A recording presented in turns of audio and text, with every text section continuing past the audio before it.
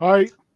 Hello, ladies and gentlemen, boys and ghouls. It's another episode of Spoopy Boys, and we're back. Colin, how are you today, my friend? I'm doing all right. I feel like I'm getting a little bit of a cold from my munchkins, but For a second there, I otherwise, literally thought you were going to go, I'm doing all right. I'm getting good grades.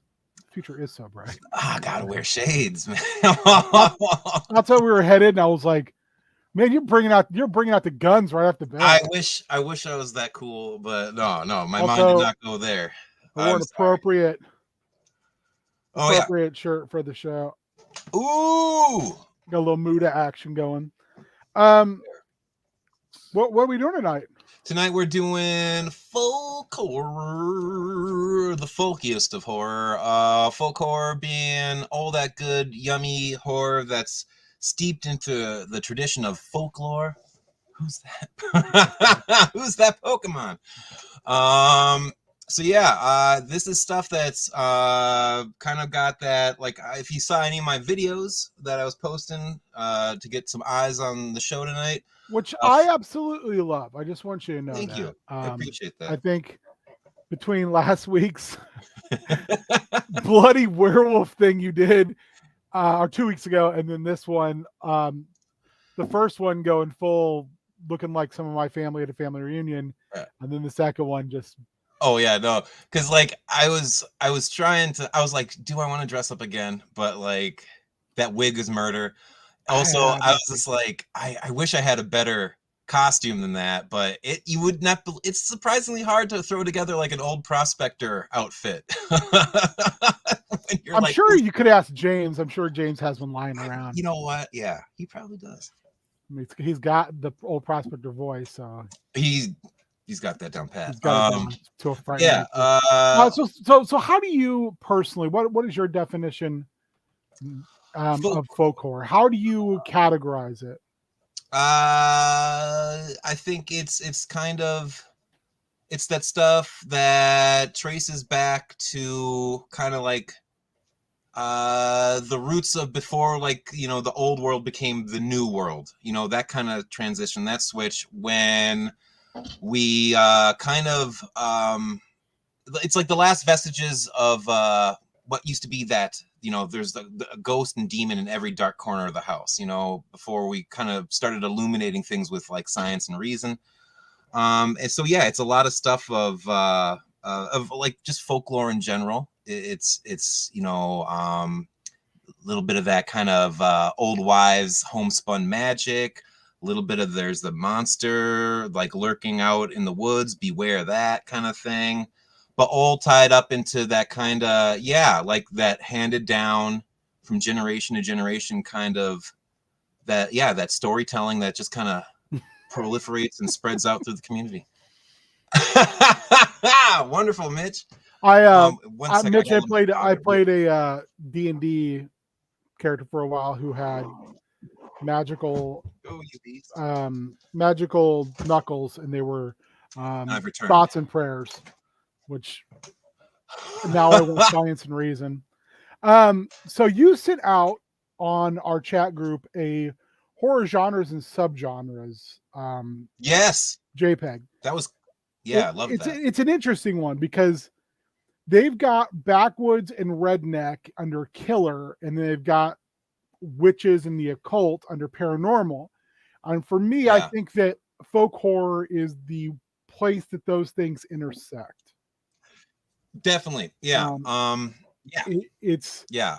it's definitely fish out of usually it's a fish out of water story where someone Mhm. steps into somewhere where they don't have sometimes any reason of being, but more Yeah, often than not they have no understanding.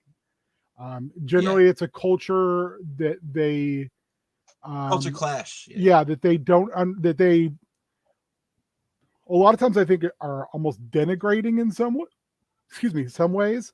Um, yeah, and it comes back to bite in the ass. It's a morality play a lot of times. Oh, I get the yeah. great. And a lot of the kind of that a lot of the I feel a lot of the stories that you find in folk horror also have that kind of that fun little bit of like the Twilight Zone, like, guess again, here you go, here's your comeuppance in a juicy way you weren't expecting, and that's always fun too. Yeah. So you picked out a group of flicks for us to Yeah. peruse, watch, or discuss. Yes. If we hadn't seen them, we were going to try to get them watched, and if we had needed to touch up on them, we would, which I did a piss poor job of. But a lot of these I just watched like a year ago. So, what do Yeah. you want to talk about first? I know we had like I a was back thinking and we go. forth. You named like 5, and then I came back and was like, yeah, but because Mhm. like your original 5, I thought was interesting. I didn't even think of. Were far more recent movies. They were like Yeah. maybe mid 80s upward. And I kind of Yep. forgotten that folk horror has a strong like 60s, 70s to like Big time. 78, and then nothing of real great quality, maybe with 1 or 2 exceptions, until like Candyman. And then we get Yeah. another slow kind of burst of stuff. And then like lately, I think folk horror's made quite a huge comeback. I mean, people can call Big it time. I'd say. it Yeah. elevated Yeah. horror, or they can call it whatever. A lot of that is technically folk horror. Like I would even It look at is. something like Hereditary and say it's kind of folk horror, or it's cult horror. It definitely falls under that. Definitely falls under that, in my opinion. But I was thinking we'll go through the movies. Let's do it chronological. By the From way, good my evening, Mitch. earliest on. Yes, good evening, Mitch. Let's go earliest to most recent. So the first in the lineup would be Witchfinder General. Yes. And great movie. When did you see this? Like, when was your kind of? I want to say the first time I saw this, I want to say this, I might have been. This might have been before I was like even 10, because like the Hibbing Library had this treasure trove of like VHSs, and I swear this, I feel like I pulled this out of there, because they had a wonderful library of like just Vincent Price, whether it was like Corman produced or not, just a great library of Vincent Price movies. And I have like definite strong memories of Vincent Price's look in this, that wonderful page boy haircut, Prince Valiant thing he's got going on. And also like rewatching this and seeing that final scene again where everyone just like loses their mind. I was like, oh yeah, I know this. I know this, which is probably not the greatest thing to be like, I remember this from childhood. But yeah, that's definitely a movie where you're like, oh, Vincent Price, it's gonna be like AIP Poe stuff. It's gonna it's gonna be him just being, oh, I'm Vincent Price, and ooh, it's fun. And it's like, oh, this is brutal. Yeah, this this is a legit rough brutal one. Time. Yeah. It's so I think 68 came out. Also, but, I mean, AIP or Tygon, I can't remember who. I think maybe it was Tygon. Did it with AIP. They tried to slap.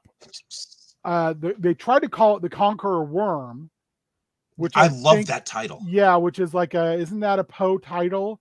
Like they wanted to tie this in to their Poe cycle, because they did the same thing with the 2 Lovecraft movies they did during this time, Die Monster Die and The Haunted Mansion or something like that, which were both, they were Lovecraft stories, even though they said they were Edgar Allan Poe stories, because AIP and Roger Corman.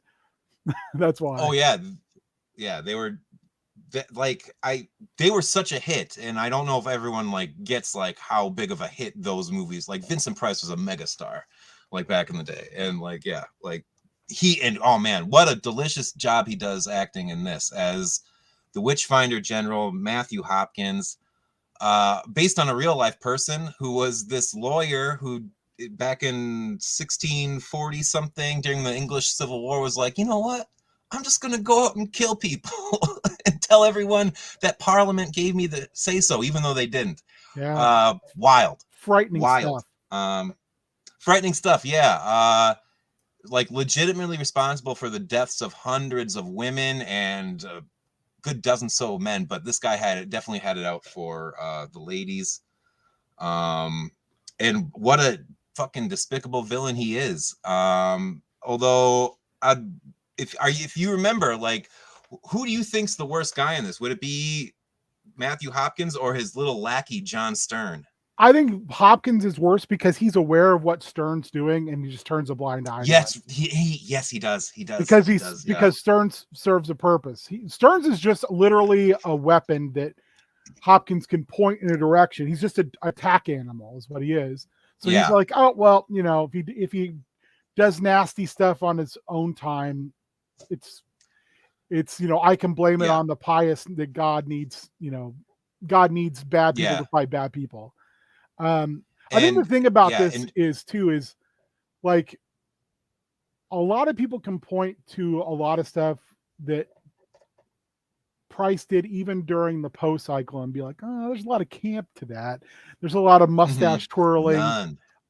Very like, I wouldn't call it campy so much as being like very stage oriented. Like, you have to be like broad strokes. You're on stage, or some of it's just the material as well. A lot of the Poe stuff, they're bringing a lot. Like Matheson rewrote a lot of those stories to make them a film rather than a short story. But in this, there's no mustache twirling.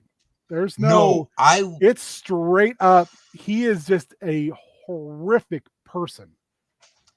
He's like just like the worst, like hall monitor from hell. Like he's just like all business and just is like, oh well, you know, this, like, to give you an idea, for the audience, if you haven't seen this, like, so this guy is just riding around the English countryside, just condemning people at will, and just going through his favorite method of torture is just stab gigantic needles into people's back looking for the devil's mark. And then he goes and hangs you. Just on the cross they burn you. Yeah. Or on the cross they burn you, or a scene that was unexpectedly brutal and full marks to the actors who portrayed the victims of this. But when our heroine Sarah, her uncle, who's a priest, and these two other women in his town, they are condemned just by rumor, and they are given that classic test after being beaten for days of like, okay, we're gonna drown you. If you sink and die, you're innocent. If you float, you're with the devil, and we're gonna hang you, buddy. It's just, it's the way in the, like, I almost thought I was watching like snuff footage for a second, like the way it plays out when it's so brutal. It's so So an interesting thing was, apparently the script they shot was like the third or fourth pass to get approved by the British Board of Film Censors, because each one before was far too harsh. Like it would have been even a nastier movie, which is kind of crazy when you think about it. Because I think this has got I will say, in my opinion, out of everything we're going to talk about, this is the nastiest movie. This is the most mean-spirited movie, where the characters we're following, the primary, who end up being the primary antagonists, have no redeeming qualities. They're truly none. Matthew, I can't remember. Matthew, I almost said Hopkins. I almost said Matthew Holness. Matthew Hopkins literally is just someone who is a shitty lawyer who realizes he's a good orator. So he just spends his time whipping crowds into a frenzy, and just making baseless claims against people so he can, like you said, he can murder them. He's not a religious person. This is all about just simply fame. Yeah. And in real life, this guy died like at 28 in his bed. He only had like 2 years. Got away with it. Yeah, it was only like 2 years where he was active. I believe it was like 45 to 47. And they don't even know the full body count of people he was responsible for their deaths. Yeah. Now I will say also, like the music is also wildly interesting in this, because it's basically like kind of Greensleeves. Yeah. So Yeah, it's got really good music. Yeah, I don't know, and just where the would you setting. It's beautifully shot. where do you Where put did I this put this? on your horror continuum of, um, like I think we called it like, we need to make like a beginner, Yeah. intermediate, expert type of, and Ooh. then master class. But where would you put something like this? First of all, I'll ask you a different kind of similar question. Where Okay. do you put folk horror in general? Is folk horror something where you can say, Um, here you go, the person I who's just thinking I about rate it horror? really high. I rate it really high. I there's before really looking over how many films can fit into this category, I didn't realize just absolutely how many personal favorites and things like I'm always like, oh, you haven't seen this, you need to check, like fall into folk horror. I love that kind of homespun, like there's something out there, or that it's so good. It's so good that it's the legend that's been passed down and down, Kind and of it's got a this almost like evil or a presence. fairy tale horror Yes. Yeah. feeling Yeah, I to think it. that's actually a fair way to describe. Another way to describe it is fairy tale horror. And it's It's interesting good. that it also crosses, I mean, into other cultures. Japan has an entire kind of subsection of ghost and fairy tale esque Yeah. horror as well. Yeah. So where would you Yeah. put this then? If you're looking for Um, accessibility, or you're looking for um, how to pitch this to somebody, I guess, as something they should see, or should they see it at all? yeah. Oh, yeah. I'd say this is definitely a must see, but this is not like a dip your toes in the water sort of thing. This is, you're going up to your neck, and the water's cold. You might not like it, but get ready to dive in because you're gonna go in. This movie takes you in. Yeah. Would you So say I would say intermediate for or beginners, expert, are we going beginner, intermediate, and expert? and then masters for the real fucked up stuff? Oh, I think you froze, Colin. Either that or you're staying very, very still. Okay, I might have froze. I'm Yeah. sorry. All right.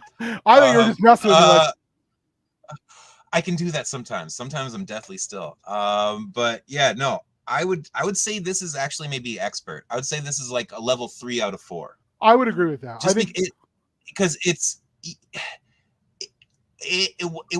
was a I was shocked by this, by the subject matter shown, some of the stuff dealt with. There's a full on, you don't see it, they tastefully turn away, but there's a rape, and the reaction to this rape is a guy who rides by on a horse and just chuckles to himself, and you're just like, what the fuck. Also the subject matter, the theme, weaponized belief, that's pretty heavy.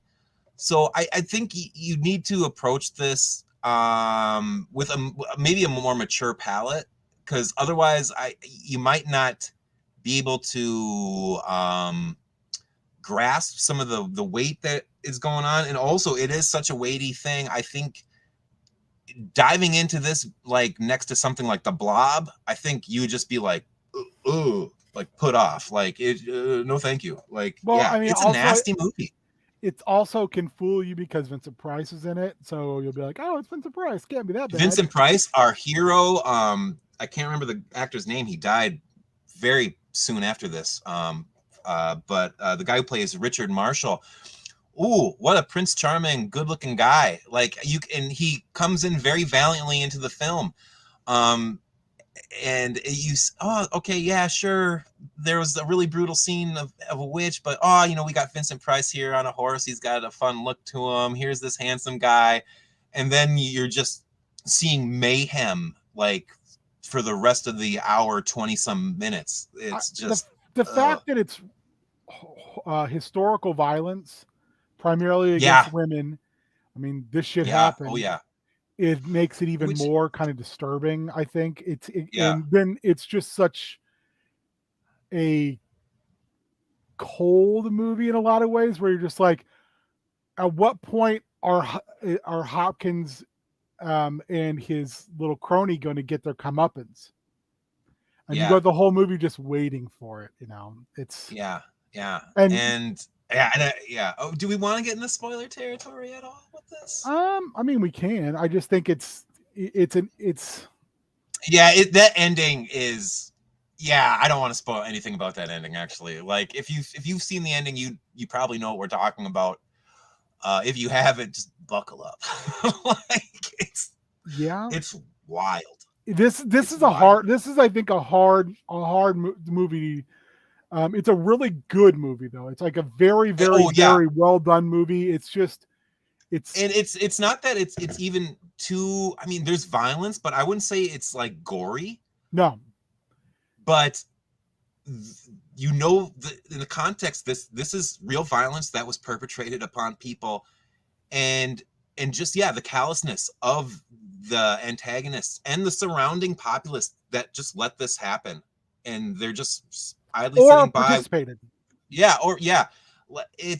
It's chilling. It's really chilling, and it's such a sad reminder that we aren't too far removed from this, to be honest. Like this is that getting riled up and feeling like you want to go storm someplace and do some bad stuff to some people who did nothing to you. It's alive and well. Also, I didn't realize until I did a little digging that this movie was supposed to be a tax write-off for AIP, for Arkoff and Nicholson, because I didn't think it was going to be made worth the shit. And then they got it and they were like, oh, like this is we should preserve this movie because it's actually really goddamn good. Yeah. This is it's quality. I think if you're looking at it, it's a really good movie, but it's vicious. It's a vicious movie. Like, and I don't mean like as vicious like certain slashes. I mean, it just pulls no punches with its subject matter. And it's just really well done. It really is. It's really well done. It's gorgeously shot. The music's wonderful. It's exceptionally acted. Like there's no fat on this movie. It's a wonderful, wonderful movie. It's a definition of lean and mean.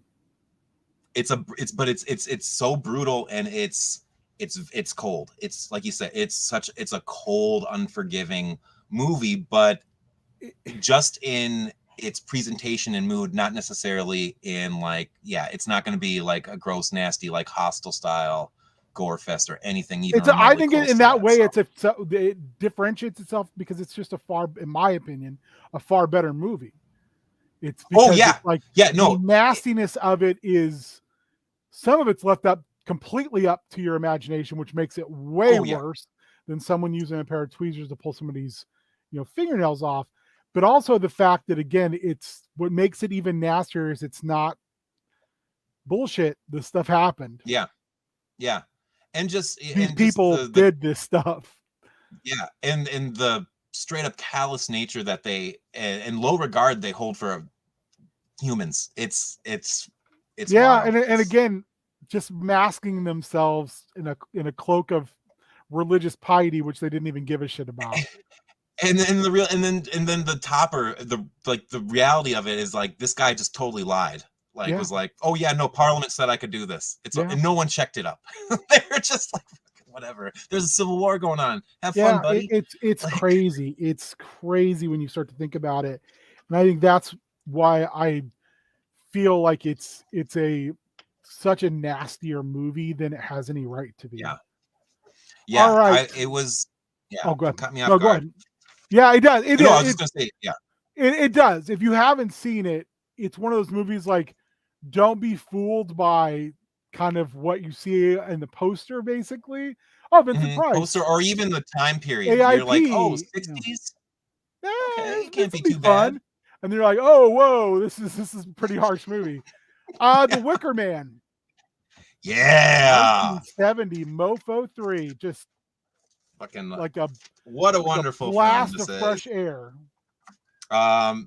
Beautiful movie, beautifully shot, beautifully acted, wonderful folk soundtrack going on with some beautiful kind of like pagan style like chanting and that kind of fun music. It's been called the Citizen Kane of horror movies. I would agree with that 100%. I'd say it's hands down the best horror offering Britain's ever given us. It stands the test of time. It's so good. It's so good.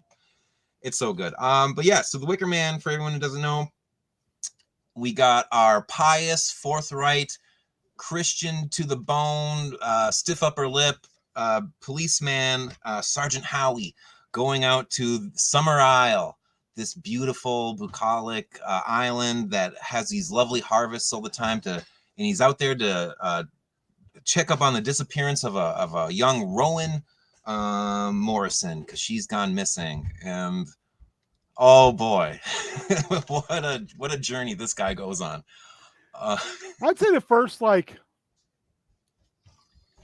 half or 2/3 is just a Howie being a straight instead up of being like instead of being like the hard-boiled noir detective style, it's the Christian version of it, which is just I'm a total dickhead.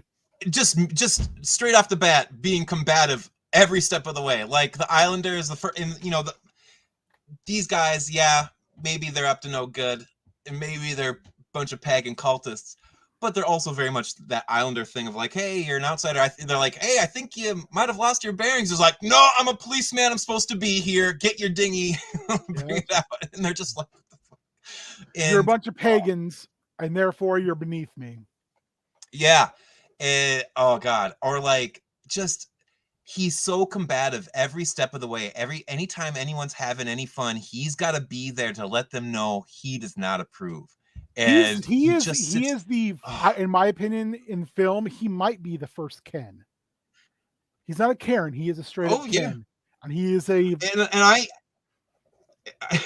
writing down, I was like listing. I have my little list. I'm like, here's our protags, here's our villains, and looking over this one, I'm like, do I switch these around? Is Howie the real villain? Because he's so unlikable. He's so unlikable, and I find myself rooting straight up like, go you guys, especially for Lord Summerisle, beautifully played by Christopher Lee. Like he's I can't remember the exact little monologue he has, but he's talking and he's just like, these people with all these like religious views, and they're so strict, and they they're so shitty to us. He's like, I can't stand it. Just like, I'm like, yeah, dude, I get it. This guy's he's a bore, and he's just the worst. Again, it's it's holier than thou shitty piousness wrapped in the I'm better than you, religious person. Also, I want to point out Ingrid Pitt's in this movie, and just I cannot think of a movie she's in where I'm not like, not only are you absolutely stunningly beautiful, but you're really good actress. You're really, she's really, wonderful. really good. And and I think that considering the quality, I think across the board in all of the performers in this movie, she's fantastic. And that where she tries to seduce him, and all the little things. This is so interesting. So I'm not gonna spoil it, but I will say this: you see this movie once, and you're like, oh, how did I not? And then you go back and watch it again. Yeah, and you appreciate how many layers there are to this movie, of like how the ending is such a foregone conclusion from Jump Street.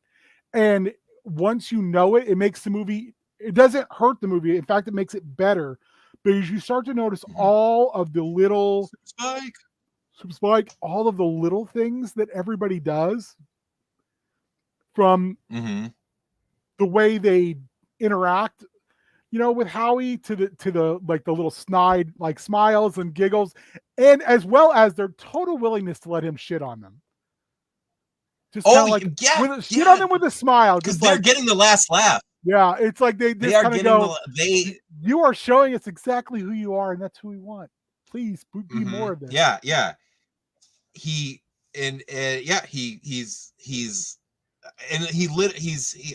fits all the criteria that they're looking for their reason for their criteria. He comes of his own free will to the island. he has the power of a king, being the policeman, and he throws that in everyone's face constantly. And it's just like, get off your high horse, dude.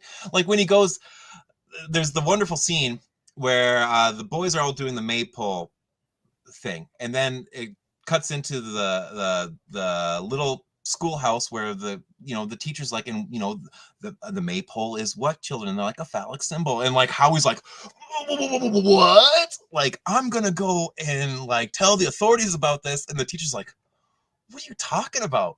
Who are you gonna tell about what? That we're like, it's just, he's he's such a you have authority, but you have to remember, we don't believe what you believe, yeah. Like, and then like, just because of course he's like the tip, guy's a virgin I had to be like close to 40 something, but he's and then literally does later dress up in the Punch fool costume. It's like, dude, you're just go for it. For it. Like I said, it's so excellently layered.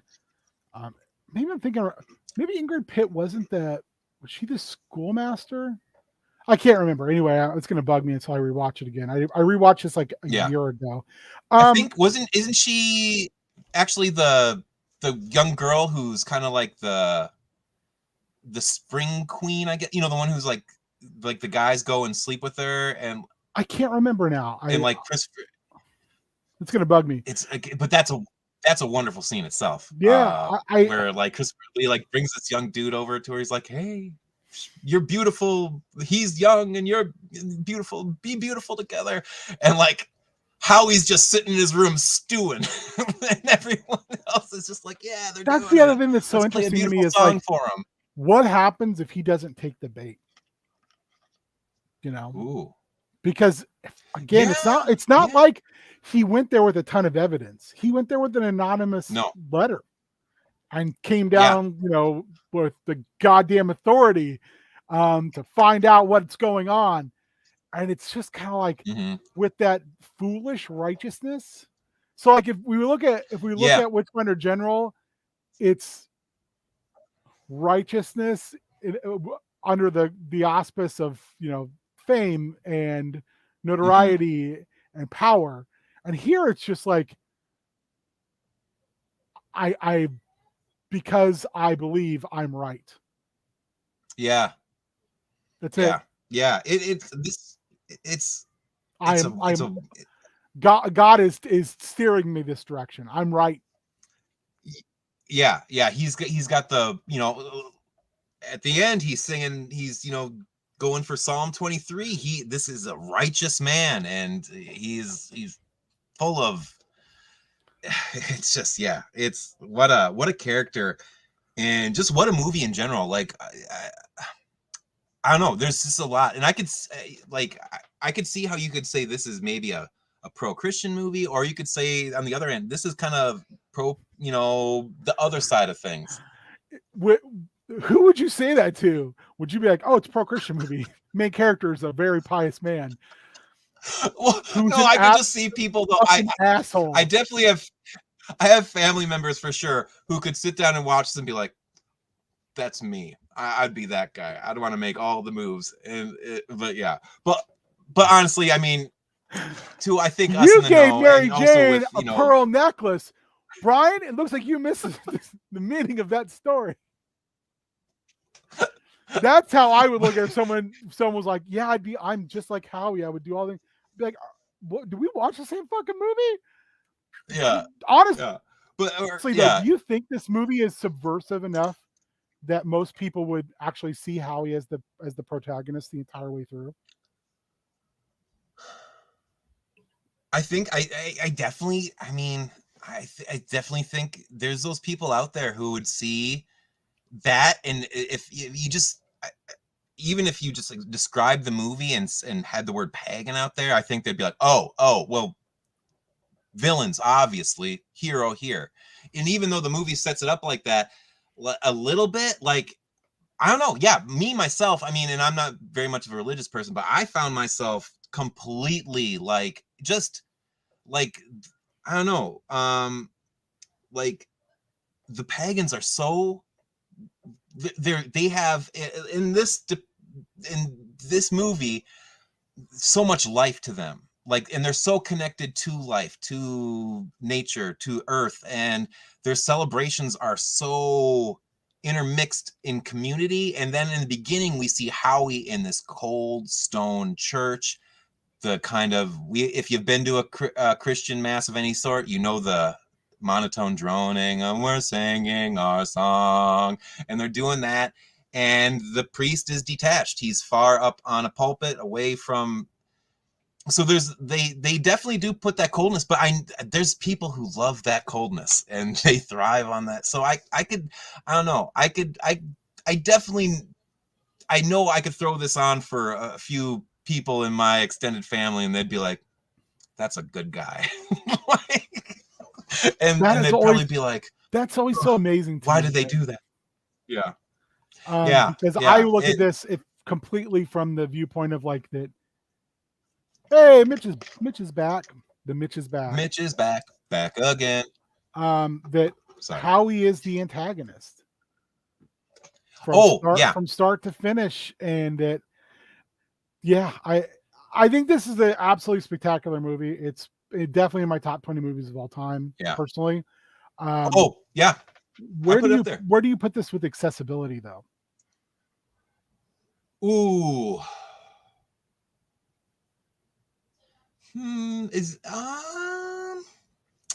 I say this could be intermediate, not beginner for sure, but I think you could step off and get into this because, like, again, not too, like, the violence is minimal violence. Nice, Mitch.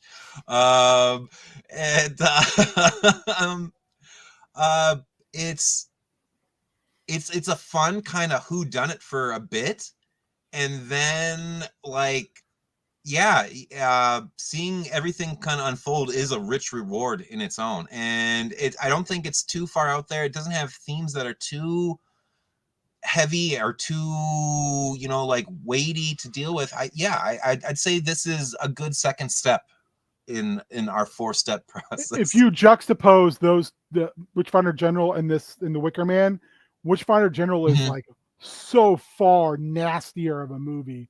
But this movie is, I think that you could show this to a beginner. I think you actually could show this to a beginner because of that.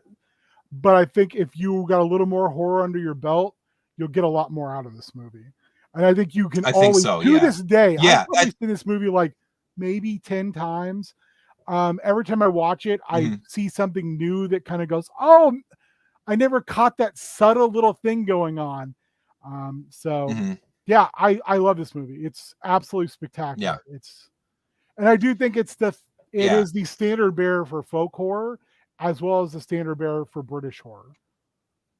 This is the cream of the crop for British horror for me.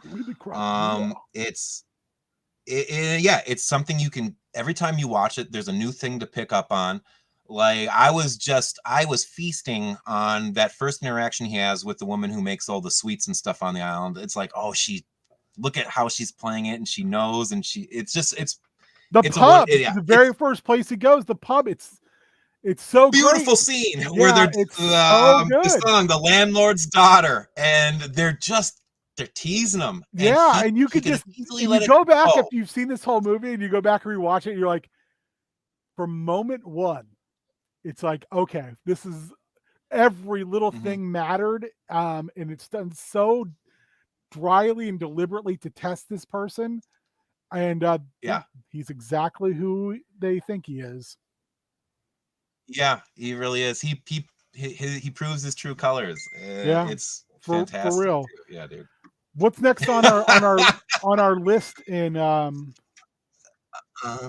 I believe next up in the timeline is Pumpkinhead, right? Hold on. Rawhead Rex. Rawhead Rex came out before Pumpkinhead. 86? 2 years. Wow. All right. Yeah, dude. Rawhead Rex, my man. All right, Rawhead Rex. Kind of a not good movie. Sorry to say, but I have a soft spot for it. Okay, all right.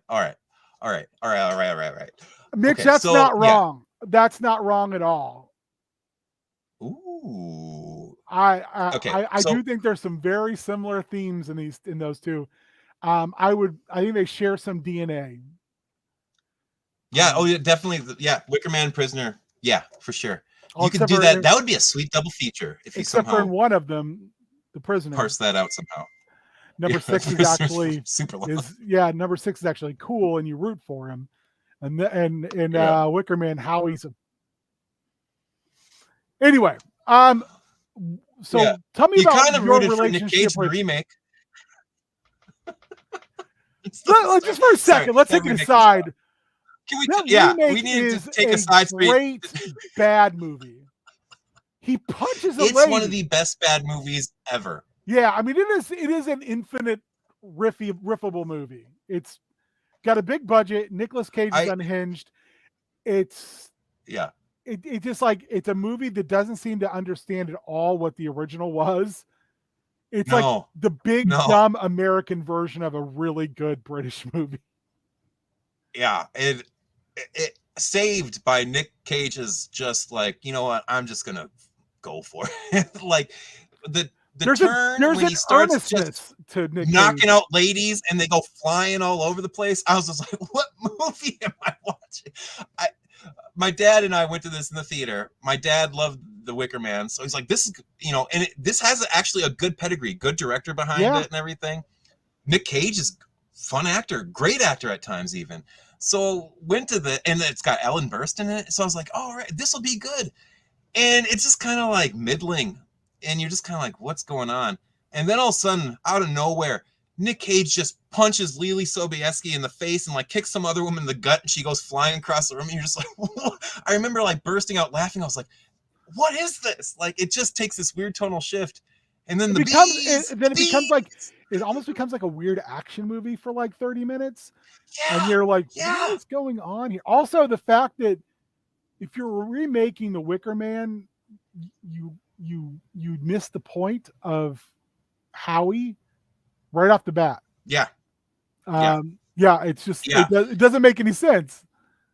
It makes no sense. Yeah, they tried to actually make it a more of a thriller instead of the payoff is the uncovering of it. You know, they just did not understand what they were doing. No. To a wonderful degree, because the remake is just it's if you are a connoisseur of bad movies, the Wicker Man remake is it's a must see. If you like bad movies, it is a must see. As they're much both must sees the for different OG reasons. is a must see for any horror person because how damn good it is. The remake is a must see for bad people who are connoisseurs of bad movies. Yeah. All right. Clive Barker, Rawhead Rex. Yeah.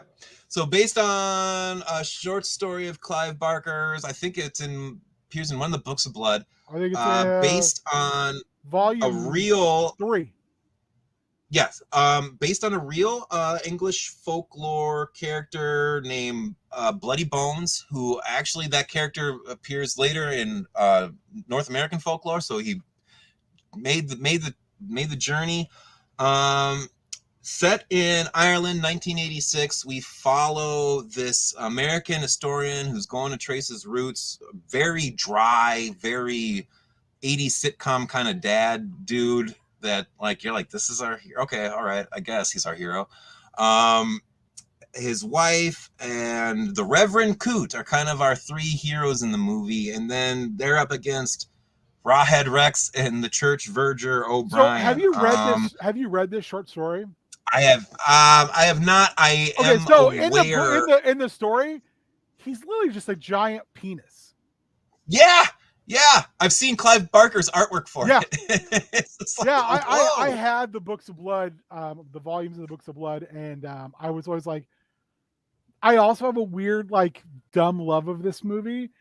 And I remember I saw the movie, then I read the short story, and I was like, okay. That's what it's supposed to be. Yeah. Okay. But yeah, it's I don't know. It's you know, basically Rawhead Rex is supposed to be like he's kind of masculinity and machismo run amok, unrestrained, and he just runs around. He just looks like the worst maybe pro Mitch, wrestler. Yeah, this guy is a. Are you sure about that, Clive Yeah. Barker? Really? This is definitely, you know, like it is the. I don't know if they still call them alpha males now because the internet has invented so many new terms for them. It is toxic masculinity given form. Oh yeah. You know, Although the alpha, thing sigma, I don't know what they call them anymore. Prick. It's a prick. Is I what like it is. that. It's a D-bag. It's a bad monster movie. It's bad. The monster looks good until It you looks realize, good until it has to his mouth move. will not move. Yeah, when it moves, and you're like, oh, that guy can't see, and his head has got to move his whole body like he's a bad neck guy. Yeah, you just realize, oh, this is just a big jack dude in like the worst. Also, the eyes on the mask ever. monster look really cool when it's looking like at you like this, but as soon as it turns and you Yeah. realize the eyes are basically stationary, you're like, oh, that guy can't see anything. He's totally yeah. And like when he's killing people, his face is always dead center ahead, staring off into the far distance while his arms are doing it. I would say, Mitch, Yeah. I would ask the chat, is the legacy of this movie less about folk horror and more about this is why we got Hellraiser 1 and 2 and they're so fucking good? Is the fact that Barker was like, I can't trust you people. You do not understand and you do not care. I love Clive Barker. I really do. I know he's not everyone's cup of tea. I am so into him. He's so cool to me. I like the short story. The movie is another one that you could double feature with the remake of the Wicker Man and be having a real good time. You could. That would be. I would pay money to see that in the theater. I really would have. They just wouldn't make his giant dick. Yeah, and like literally, he if you ever see what he's supposed to look like, it's legit. It's a giant cock. Full hard cock. Yeah. with critter throbbing, teeth. veiny, big old giant cock. Yeah. He's a dick. Literally. But there are some cool things in this movie. Even though they kind of throw it in out of left field at the very end, like the guy just goes like, it was supposed to be women all along. There's a cool thing going on. Does this surprise you at all to know it's an Empire picture? Yeah, that's really. You know, actually, now that I think about it, special effects wise and everything, their I'm like, budget. Because the first time before I looked into it, I was like, God, this looks like a Charles Band movie, but wasn't it done like wasn't it done in Britain? And then I looked into it and it was like, oh, this is Empire picture. Yeah, this is definitely like Charles Band does Clive Barker. Yeah, dirty. I think I'm giving it more weight because it you know originally came from Clive Barker, so I'm like, oh yeah, no, this. But no, when you look at this movie, it's a total B-fest schlock, and but there's great things. I love that like this ultra monster, like he wilts around any women unless he's out there to try to humiliate them. But he can't kill them. Not strong enough to. Well, because that's all he's there for. He needs to breed them. That's what it is. I know. Which is crazy. Yeah. And also it has like just a scene that blew my I had to have been 11. My 11-year-old mind when I first saw it, when he baptizes the priest with his own piss. Wow. It's a different fluid. Wow. It's a different and the guy's fluid like, in the short story. I know all about that. Yeah, no. As the Misfits would write in Hollywood Babylon, is it heaven coming on their chest? I remember the first time like I was on the internet talking about this movie, you know, in the early days of dial-up, and someone's like, "Yeah," and when he jizzes all over the priest, I was like, "Wait, what? Hold up!" Like I legit rented it that night. And I was like, "That's not jizz." I had one of those movie nerd moments, like, and then like, "Dear so and so, it was just piss." Yeah. Yeah, I mean, again, it's not it's such a weird. It operates in that gray area of like, if you really like horror movies, you can be like, I can forgive this movie its sins. It's fun, But if you're Yeah. like looking for auteur work, first of all, it's an Empire Pictures movie, so you looking in the Yeah. wrong place, baby. But Yeah. Yeah. secondly, it's just like it's a weird movie, but it's a movie you can have fun with. It's definitely a party movie. Yeah. I find that Yes. Party movie. yeah, you can watch like I said this and the remake of the Wicker Man with a group of people and laugh your ass off. Oh yeah. Although you know what, I would put this. I'd put this for like intermediates, not beginners, just because like Yeah, you got a monster peeing on people, and then you know there's some decent like blood spurtage, like when the one guy gets his neck bitten out and stuff like that. it's not And that just gory though, and it's not crazy violent yeah, either. It's just kind of it's not, I don't know. but and there is some child death, although you don't see it, but it's you know it's a major plot point. So It's I know that 86. if And that in 86 you could still kill kids. yeah, back in the good old days. No, I'm just saying. I Back mean, in the 80s. the 70s it was like No. everybody's a potential victim, kids Oh yeah. especially. In the 80s it started to go away, but at this point they were still often kids, as Yeah. a legitimate kind of. When do you think that stopped? Do you think when do you think the last like not the last, but the last like mainstream horror movie where they just indiscriminately off the kid that you can think of? You're like, oh shit. Because the one I always think of is the Blob remake. Oh yeah. Oh god damn yeah. And they go hard on that kid. Yeah, that's what I mean. They're like, They go really oh goddamn hard. god. And by Yeah, kids I shit. mean I like think it might 10 or be. below. Yeah. I was gonna say the good son, but that kid deserves it. You're rooting for it the entire time. So yeah, it might be Blob. The only other thing I could think of that was like kids are getting wasted left and right is the very opening moments or first 8 minutes or so of Maximum Overdrive, where like Yeah. you see a little kid get run over by a steamroller. But that's a little You don't see the blood, but Stephen you just King see it. nose candy hard at work. Oh yeah, Stephen King was like, why don't we just have this Coke machine kill a bunch of kids by shooting Coke cans at them? And then Children of like, the Corn, I guess, why don't we just debatably as well. yeah. So that, We should put a real lawnmower blade inside that lawnmower so our DP can get right in front of it and get blinded. it to a degree, Mitch, but I mean I think about the TV. I'm thinking about the TV movie It because I think it's come back full circle. Like kids are now back on the menu. Bully bend. I love that phrase for it. I know exactly when you go through the pipe. Ooh, yeah, dude. Yeah, I don't know. That's maybe something we got to talk more about. I think Mitch threw a wrench in the plans here by bringing up It, like because that's also pretty. And that was a TV movie, which makes it even more impressive. And also, before Georgie goes, he kills that little girl when he peers through the. I mean, you don't see it. It's all implied, and I think you might see maybe some blood on. And again, I think the bully bend is bad, but it doesn't touch the Blob.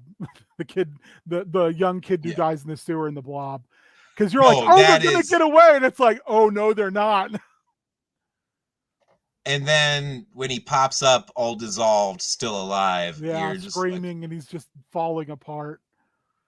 Yeah, that movie just goes hard in a lot. Like I love that the guy that you think's gonna be our quarterback hero later. Oh god, yeah, the guy who gets stuck in the phone booth. It does the Hitchcock. It's like, here's our main protagonist, and then it kills them in the first 20 minutes of the movie. It's like, you have to find a new one, won't you? It's gonna be the guy with the mullet. Yeah. Spoiler alert. But yeah, Pumpkinhead. Pumpkinhead. We got all confused talking about dead children after talking about a giant penis monster for 20 minutes. Giant penis monster to dead kids. Now we're on Pumpkinhead. All right, Pumpkinhead, 1988. I think we're supposed to be in like kind of like rural Appalachia, but it's obviously California where they're shooting this. Like you can't. No. That's if I'm seeing budgetary. California Forest, I know it's California Forest. It's budgetary reasons. Yeah. But I mean, Yeah. But anyway, this movie's got so so our much hero, good. This one, I think, it does. this one is not about. So I just want to say right at the bat, the sequels by and large are not good. This is a very good movie. Oh no, the sequels they're unfortunate. That's the best way I could say it. But like I love this movie. It's a wonderful. I don't even know if I want to say misfire because there's a lot about it that works, but also I know it could have been so much better, especially with like Stan. If I don't know, and I don't know if it hit some budgetary stuff or whatever, but like I just know Stan Winston could have done better. He really could have. I think for a first-time director, though, he did I mean, it was phenomenal. It's his first movie. It may be his only movie. I think it is. I think it's the only thing he ever directed, and it's a bummer because like it's a really solid creature feature. Although the one strike I'll give against it is, and maybe this is just constraints they had, it doesn't have many juicy kills in it. A lot of the kills are the monster dropping people from great heights. And the thing is, I feel like the monster is Pumpkinhead itself, but the monster looks amazing looking, and it has such like when the pumpkin finally starts to kind of show up, it has such a fairy tale vibe. It goes from like kind of giving you deliverance vibes at the beginning. Monster. Yeah, like kind of deliverance-y, you know, oh, look at you city folk, to be like, the city folk are the shitty people. We're not going to make fun of country bumpkins. And then like Lance Henriksen with such pathos in this movie. He is pouring his heart out in this movie. I think it's one of his best performances in anything. Oh my God. He is like I was sold. I was like, you know what? Rewatching this again just the other night, I was like, I don't even want this to turn into the horror movie. Can I just have a heartwarming drama about a son and father grocery duo trying to make ends meet? Because kudos to that little kid who played his son. What a lovable little 80s scamp.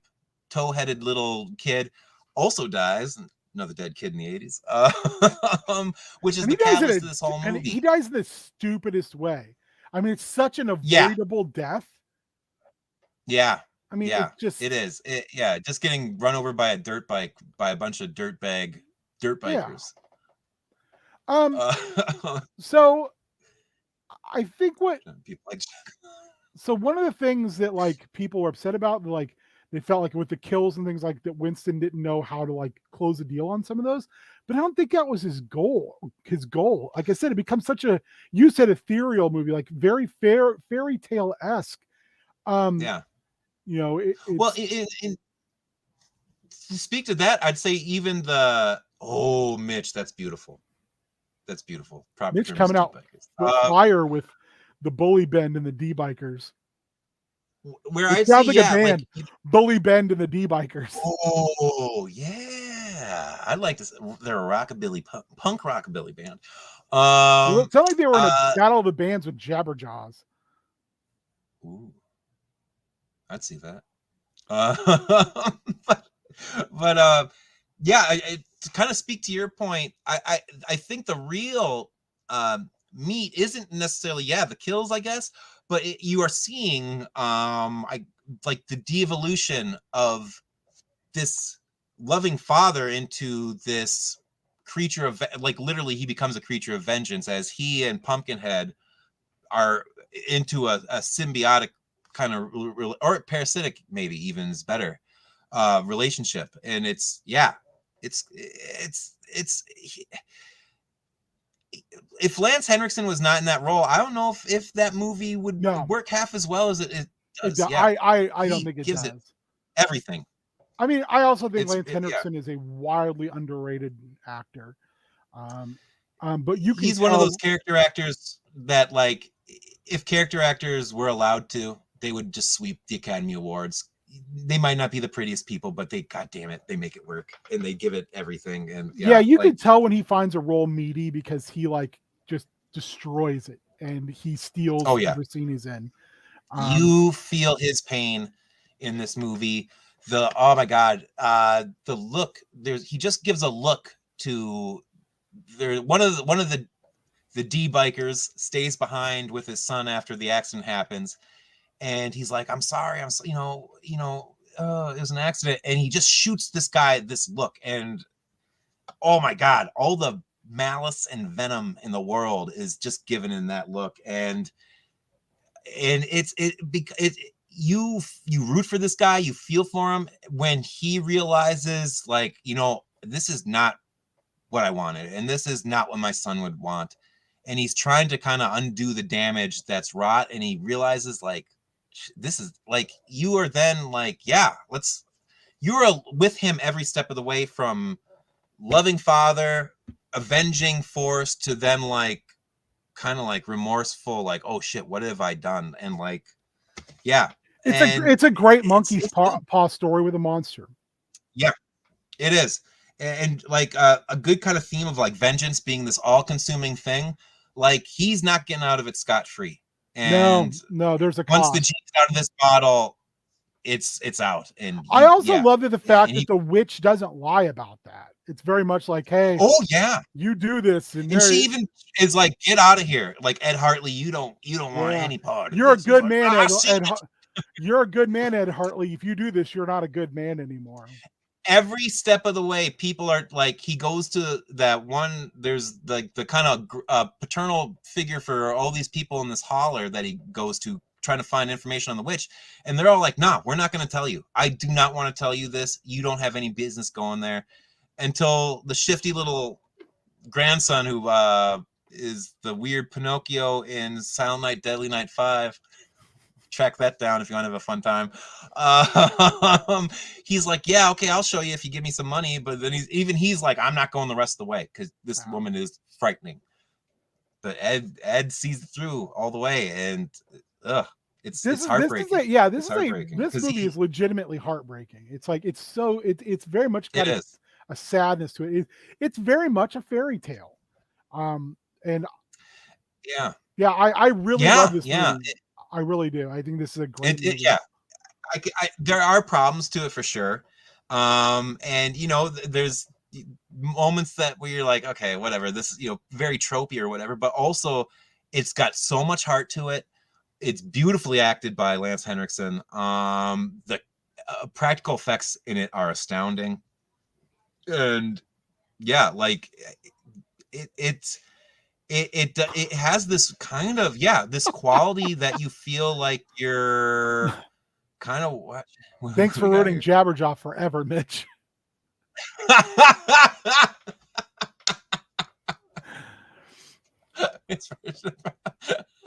You're a talking shark. No, actually, I'm a giant testosterone fueled masculine demigod penis. Ooh. Okay. Where do you put this on your continuum? You know what? I would say this. I want to say you could show this to beginners. I feel like this is kind of decent. This is a good entry level creature feature. Yeah, really good, because it doesn't get too nasty. It's not too pervasive, or invasive, I guess is a better way to say it. Like, like say like Alien, where it's like, oh shit, like, ugh. And it's got a very simplistic story that has kind of a very timeless message about the futility of kind of revenge. And I think it's a very good, it's a very solid first step if you want to get into like cool monsters. And it's a definite favorite of mine. Yeah, it's a damn shame that Stan Winston didn't direct anything else, because I really think at least have control over the sequels. Yeah. Ugh. All right. Next up is Candyman.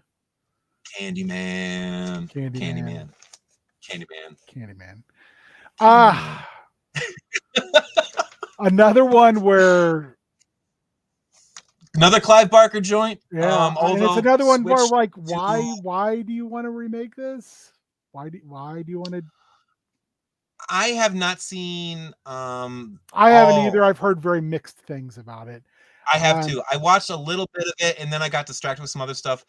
I like all the talent involved and I wanted to see it through, but also it really did not have that instant, pardon the pun, it didn't have the hooks in me. It really didn't.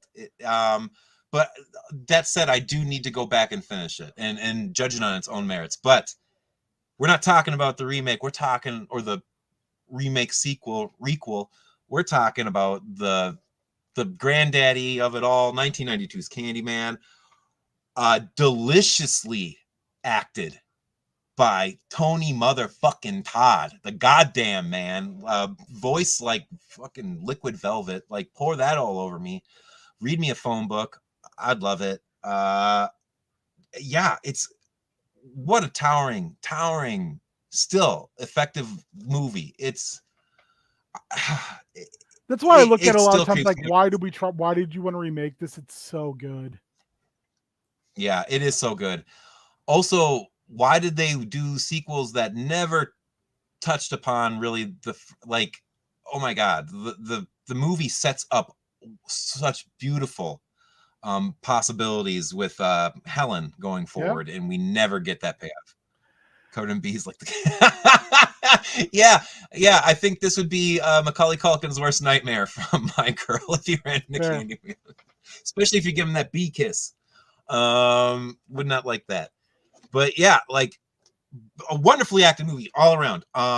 We got Virginia Madsen, Michael Madsen's little sister, as our protagonist Helen. Great. I can't remember the actress who plays her buddy Bernadette. She's wonderful. She's You've great. got Yeah, I don't remember who Vanessa that Williams is. is the woman she meets in the projects, who then her son goes missing and becomes kind of the catalyst for the rest of the movie. And then we've got Candyman, just chillingly and seductively played by Tony Todd. Like, if this guy extended his bloody hook to me, I would take it. Sweep me away to whatever weird dimension you're from, man. I'm going with you. Like, you want to get burnt up? Okay, let's do it. I think Like he's the this, most out but of kind of all those iconic horror villains. He's the most romantic as far as like romanticized. He's the one who has the most. You know, Jason doesn't talk. He happy to beat you to death no, while you're in a sleeping bag. You know, Freddy's one-liners. Michael Myers doesn't talk. You know, Chucky one-liners. I mean, he's the one I think that has the most like gothic romance feel to him. oh, he is a gentleman. But yeah, like I was describing this to my mom, and I was like, there's a real seductive quality to Candyman, and not necessarily a sexual one. It's No, just he's going back to the bees. He's pouring honey in your ear, and just is kind of breaking down your will slowly, but like in this kind of irresistible way where you don't like you what Helen is marching toward, this kind of slow doom. You kind of are like, go for it. Revenant, yeah, heck yeah. your life sucks, Helen. In reality, there's a beautiful veneer on it, Oh but your life is not that good, and what you found here is something beyond that. yeah. I I think that this is an absolutely wonderful movie. It flips the whole, it subverts the whole like trope of rural Mm-hmm. folklore into urban folklore, which I Oh, can't think of a and single movie that's done it anywhere near as well as this has.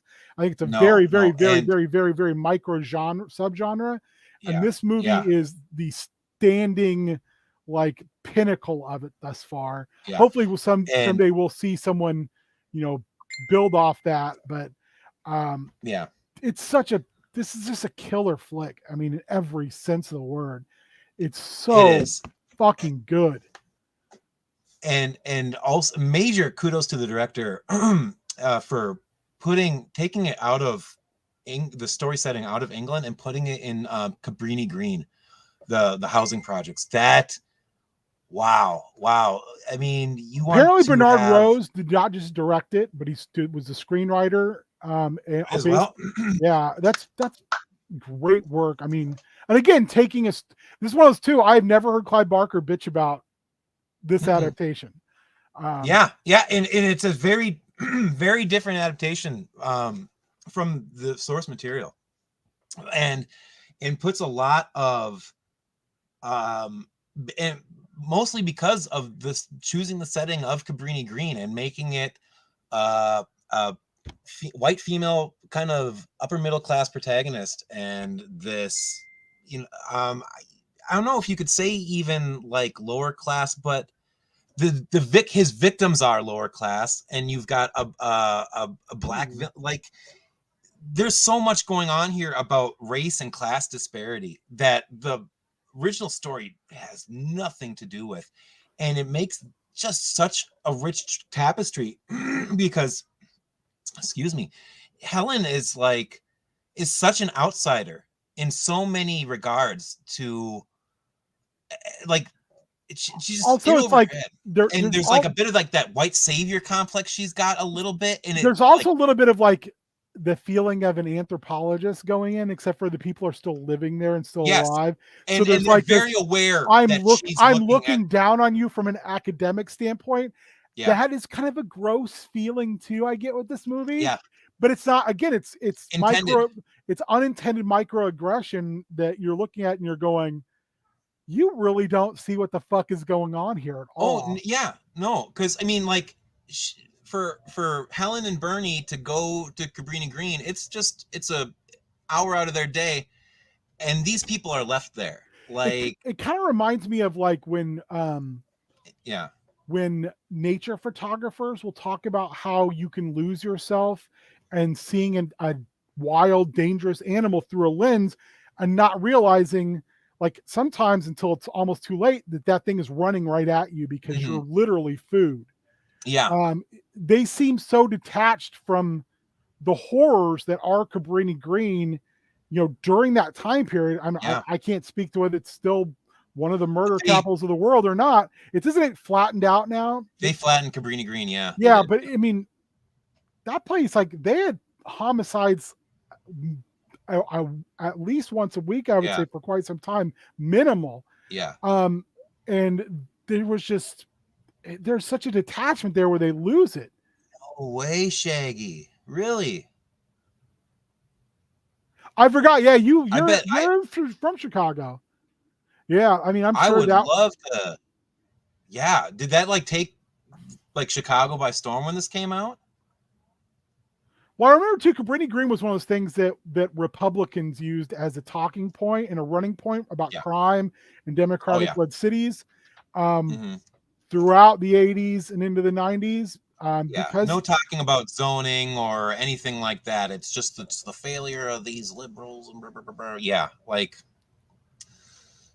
Yeah, but God damn it, Mitch. Hey, I take Skunk Ape any day. I'd over Candyman? Over Cabrini Green, yes. Oh yeah, no, I'd take a whole field of skunk apes over. Unless you've either read or listened to Max Brooks's book De-Evolution, then I would probably take Cabrini Green. Oh yeah, never mind. I don't want those. Yeah, those skunk apes are nasty. Yes, they're jerks. That book and audiobook are great. They're horrifying though. Both are wonderful. And yeah, where do you put Candyman? Oh my God. This is top shelf horror for me. This is top tier. This is 5 out of 5 stars. I find no faults with this movie whatsoever. Even today it holds up. Fair. Good name for a punk band. That would be. I also want to point out, like, the way it's shot has that odd, like, this time period had, I don't know what was about the film quality or whatever, sometimes it was shot in almost this like gauzy lighting that makes, especially this movie, makes it has a very dreamlike quality in some places. Yes, you and the way the movie is I can edited imagine and that, Shaggy. Yeah. flows, it feels like you feel like you are drifting along while you're watching. At least I do. Like Yeah. I feel like I'm in a boat, like watching, because it just the way this it just weaves seamlessly. It's from one thing into the a next. languid movie. Yeah. Which is Yes. odd for a Beautifully horror movie. It's just like kind of lounges you through it, and there's a feeling of inevitability to it, but it never Yeah. decreases the tension of the movie. No. Which, you know, I love. I think it's a very, very, very great movie. It's yeah. Where do you put it on It's our continuum though? hard to say. See, because I saw this when I was 7. So yeah, I saw this when it came out. Yeah. Yeah. I not intended for me to watch, but you know, when no one's home to watch little latchkey kid when he gets home from school, he's gonna watch what he wants. When parents are away, Candyman will play. Yeah, like my mom, I was like running down like all these horror movies I've seen. My mom was like, "When did you see that?" I was like, "Oh, you know, when I was like 8." She's like, "What?" I was like, "No one was home." I mean, really, Mom, this is your fault. Yeah, it's your fault. You guys recorded Exorcist off of HBO and put me in Catholic school, and wow, did that have an effect on me when I saw that movie for the first time at 9. But yeah, this I saw it I saw it at a beginner level mindset, but this I would put this at like expert, you know, maybe. Willy Wonka came. I'm of two minds. This is a lot like the Wicker Man for me. Yeah. The fact that it's accessible and even is enjoyable by someone who's just dipping their toes in horror. But I think to get a even more appreciation for it, yeah, I would say you want some horror under your belt. So I would stick this in between an intermediate. Yeah. Like yeah. There's like you can appreciate this on a surface level of just like this is creepy as fuck. This is a supernatural slasher movie. But when you dive into the juices and everything of it and what's under the skin and the real meat of it, around like there's so much to just digest and dissect that like this movie it's a feast that repeat viewings are warranted for this for sure. Yeah, I agree. And getting towards the end here, 2 more left on our list. I think we got 2 more. So without further ado, we jump from the 90s into I believe 2014 with The Witch. 2015, 2016, I thought. But somewhere between 2014 and 2016. I fucking love this movie. 100%. I feel like this was the movie that was like that caused people to make the term elevated horror. Oh yeah. And I feel like it is a movie that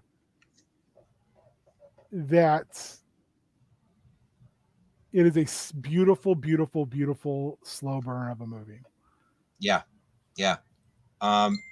And like you could just watch this until the except for fuck Alan Moore. Oh.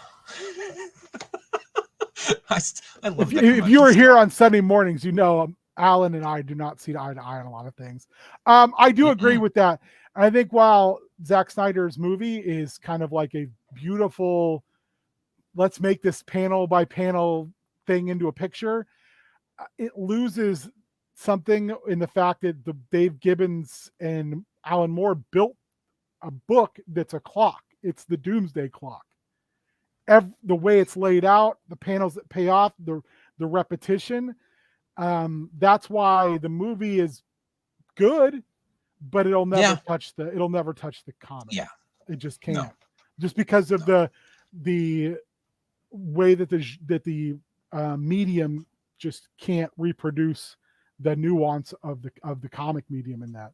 Anyway, I'll get off my high horse with that. I don't hate Alan Moore's work. I just find Alan Moore to be a pretentious prick. No, he's a wizard. Or something. I don't know. He's got a nice You're beard. a wizard, Harry.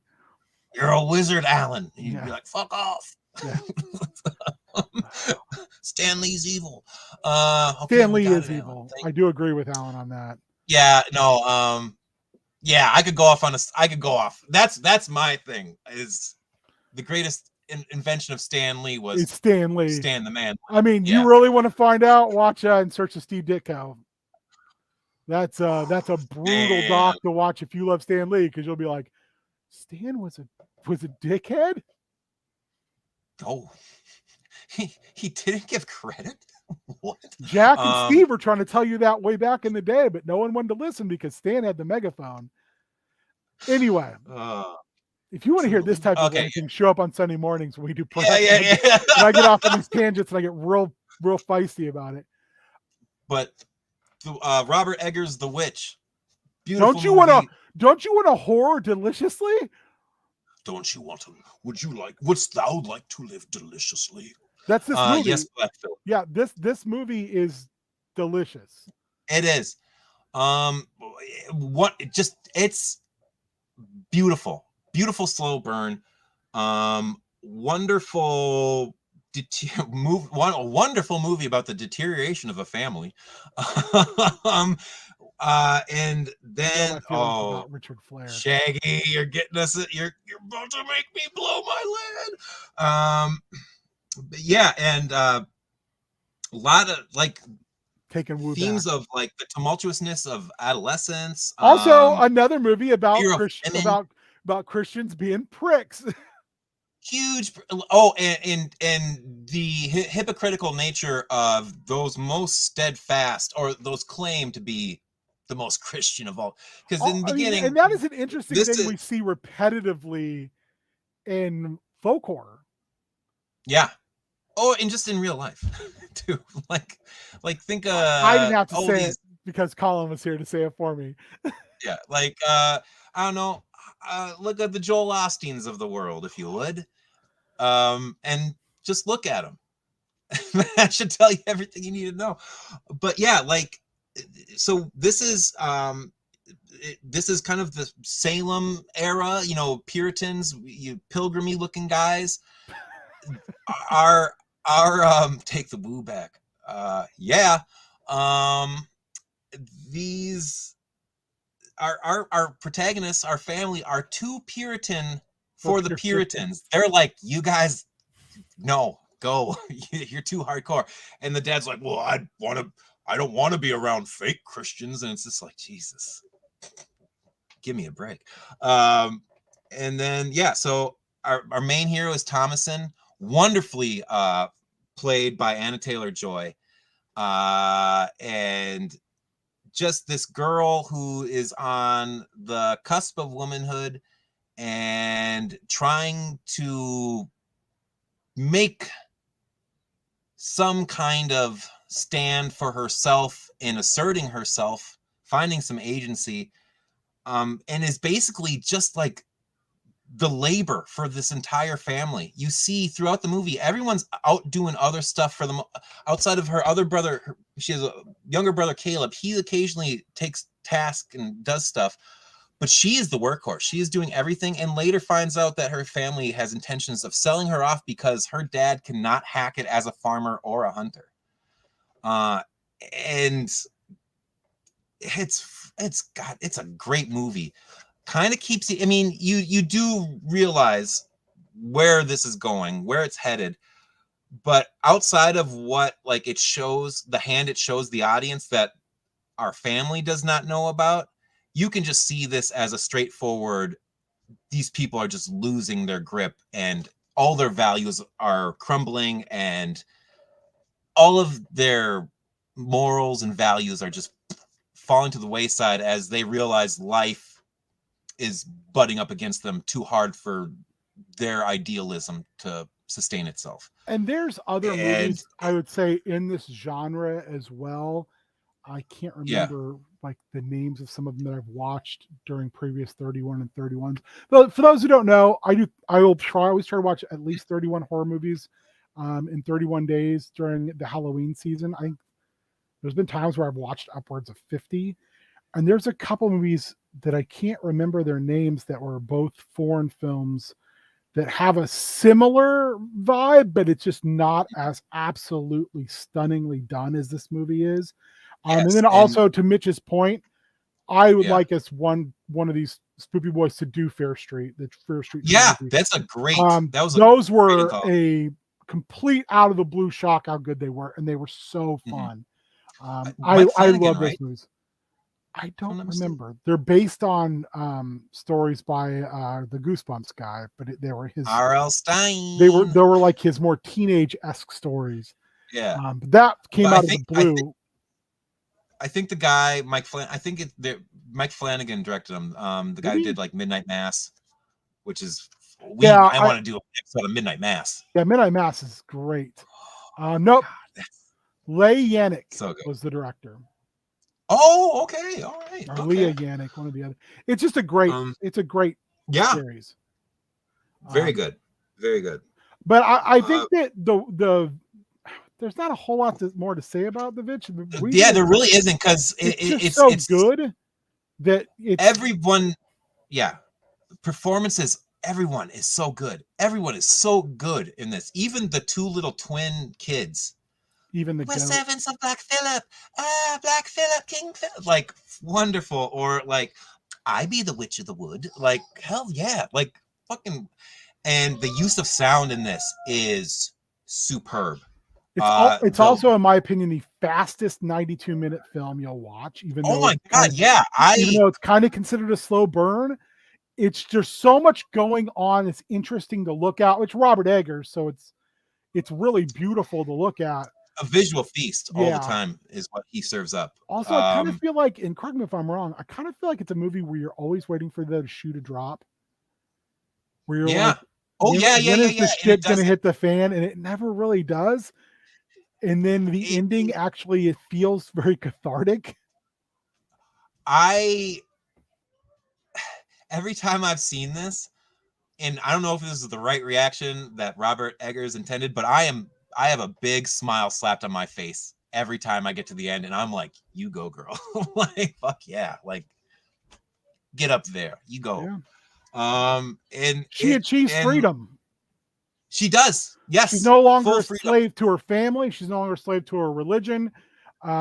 She gets out underneath their thumb, permanently. Yeah, and like, and I didn't intend this, but there's a real running theme through a lot of these movies of like, kind of like women are the main victim, but also it's a lot of it is about like kind of reclaiming agency from the patriarchy or whatever, like just where society holds these people at the time. And each of these films, like a good portion of it is women coming into their own through or past like all this uncaring or downright manipulative against them forces. Yeah. It's really cool that how that is a pretty neat trope about folk horror in general, I've noticed, and especially when it deals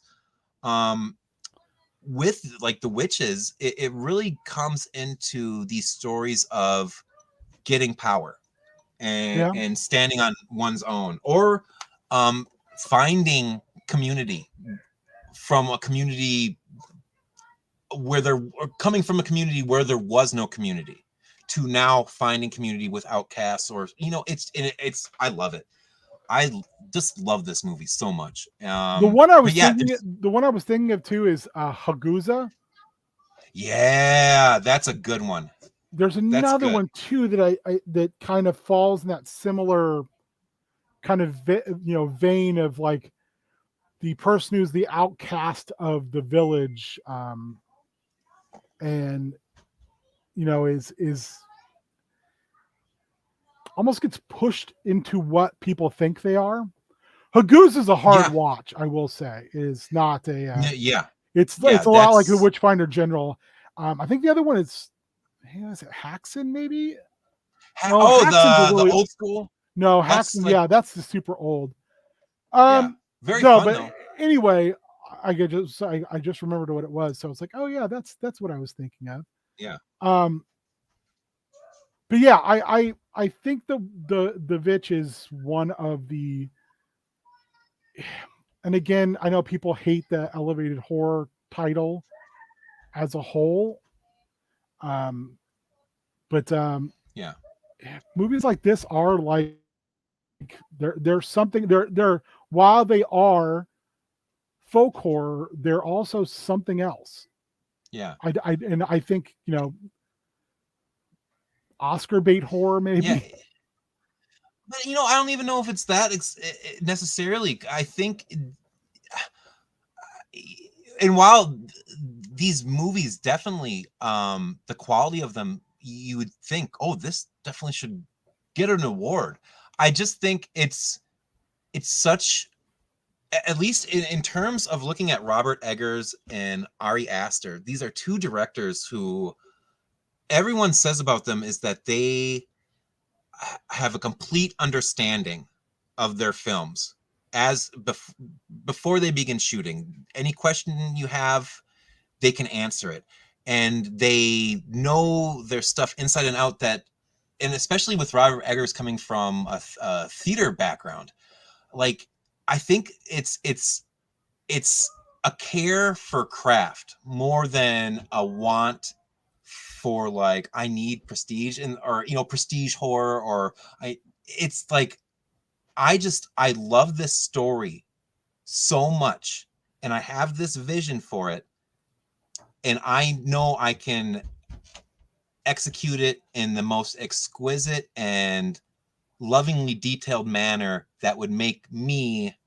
the director satisfied. And I think that's where it comes from with these guys more than any desire to chase like clout or awards or anything. But I think Yeah, that, I mean, I think yeah, there's a but although there's a I'd say there are some movies out there that are like that do fall into elevated, where it's like, okay, all right, I see you're clearly kind of trying to get this kind of thing, but then I think there's just these movies being well made for the sake of being very well made and a care for every detail. yeah. I mean, I do not disagree with that at all. I I am not one to be like, oh, these movies are bad. I know some people really dislike that, but I'm kind of Yeah, like, it is what it is. They're just good movies, a lot of them. yeah, So but yeah, I kind of I do kind of bristle at the term elevated horror because it creates such a division where there really shouldn't be. There shouldn't horror should be. I mean, you can break down anything into subgenres, right? Go for it. But I don't think that should make one thing more superior to another. It's just I like vanilla. I like chocolate. Sometimes I like them swirled together, but I don't think anyone is better than the other. yeah, yeah. And yeah, A good because like movie is a good movie. yeah, I love The Witch. I fucking love Killer Clowns from Outer Space. And You really love that movie. I I love that. I want to be a killer clown from outer space. I'm not lying. I want to be the little guy because he's a boxer, and it's amazing. But yeah, but I think we've said all we can really say about The Witch. It's a lean, mean, beautiful machine. If you haven't seen it, see it. It's a treat. It really is. If you're not even much of a horror person, and I don't know why you wouldn't be if you're watching this, but if you're not, and you just saw this by happenstance, but you love movies, check out The Witch because the cinematography, sound design, the production design all around, like you are transported to another world for a good 90 some minutes and you forget so much and you are just absorbed in this movie and it's a treat. And with that said, last but not least, we move to another quote-unquote elevated horror from a director I mentioned already, Ari Aster's Midsommar. I believe 2017? That sounds right. Sounds right. No, excuse me, 2019. I have it written down in my setting. Sweden, 2019 is the setting. Midsommar deals with our hero Danny, who's played by Florence Pugh. She's just experienced a horrifying tragedy, losing her entire family. And her only real support group is her horribly shitty gaslighting boyfriend Christian and his equally shitty gaslighting friends, who come upon this wonderful guy who's like, why don't you come out and come to beautiful Sweden and hang out with me on this commune?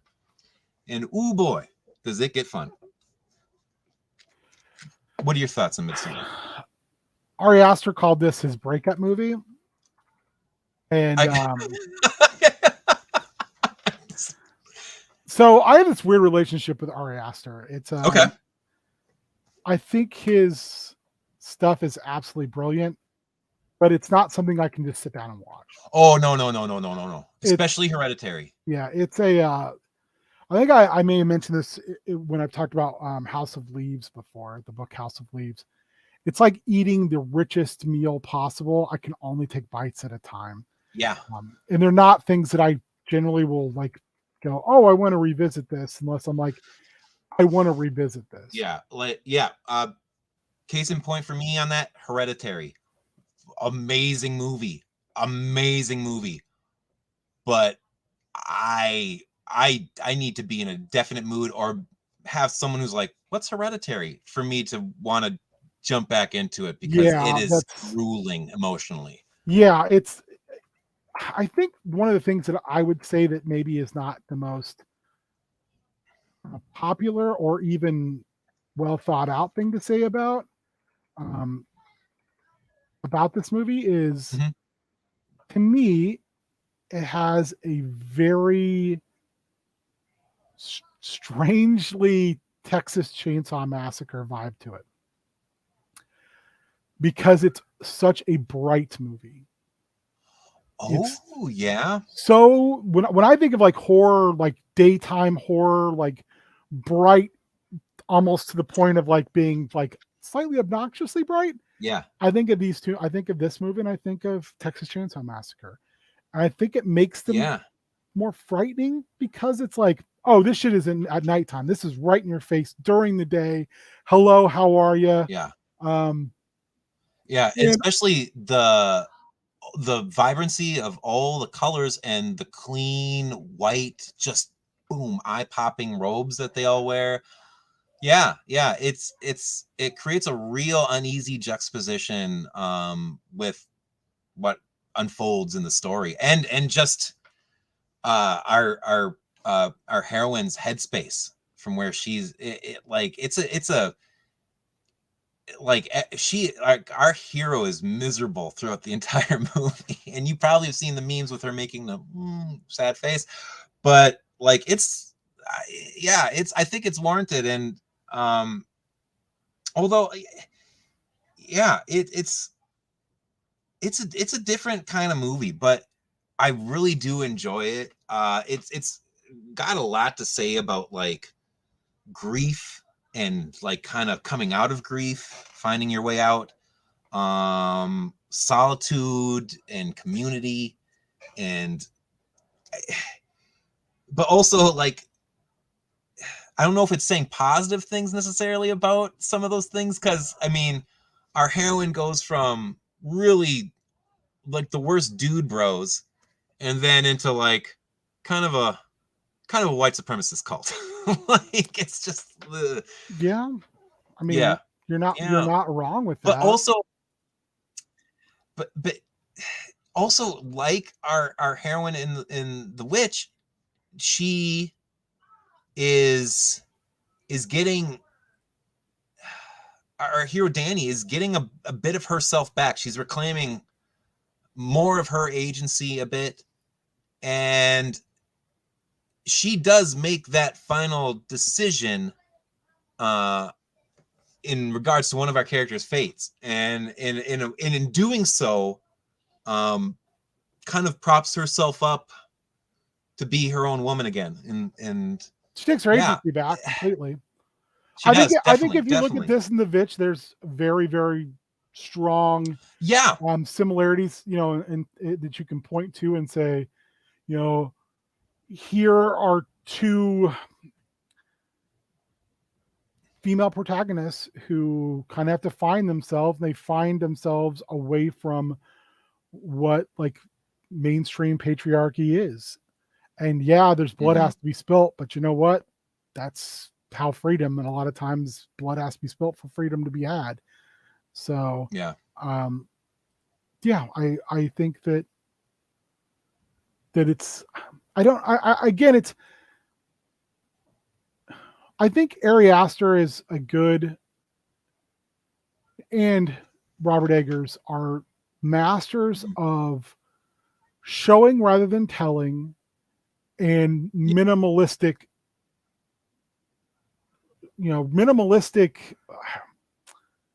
like, I don't know, like a minimalism of style, as far as like, this is my style. I don't stray hugely out of it. And my style fits the story I want to tell right now. Because I think Midsommar, Hereditary, Bois Afraid are completely different movies. I think like The Lighthouse, Vitch, there's commonalities here. Like, oh, okay, that's an Eggert movie. Or even Northman, yeah. Ari Aster. But I think that they are different enough that you're like, okay, like you said earlier, people can hate on him and call him elevated horror or whatever.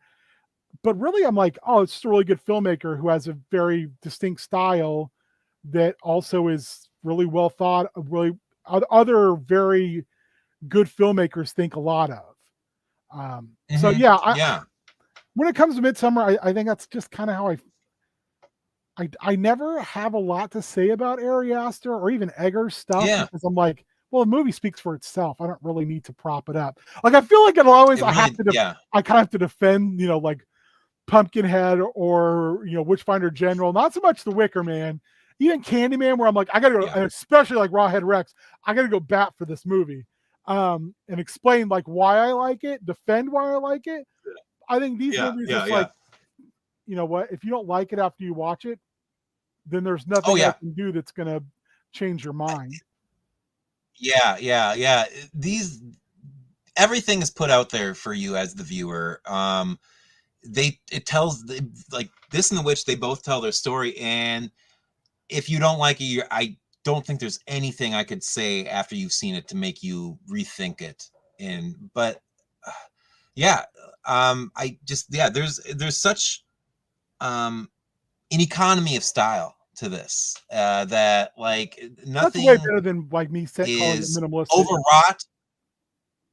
Yeah, me saying minimalistic. You're saying it way better. There's an economy there, like there is judicious use, and that's a way better way of putting it. So kudos to you.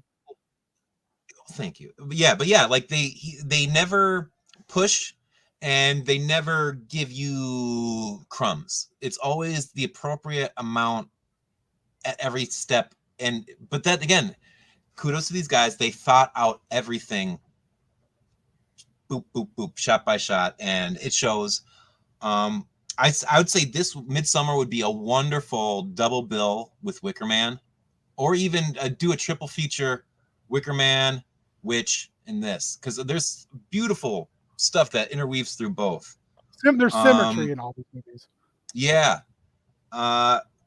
And also, this has some really, I mean, to get away and get into some of the grittier horror stuff, away from more of the, like, kind of like, well, what kind of film is this? Like, it's got some really nasty little bits of gore here and there.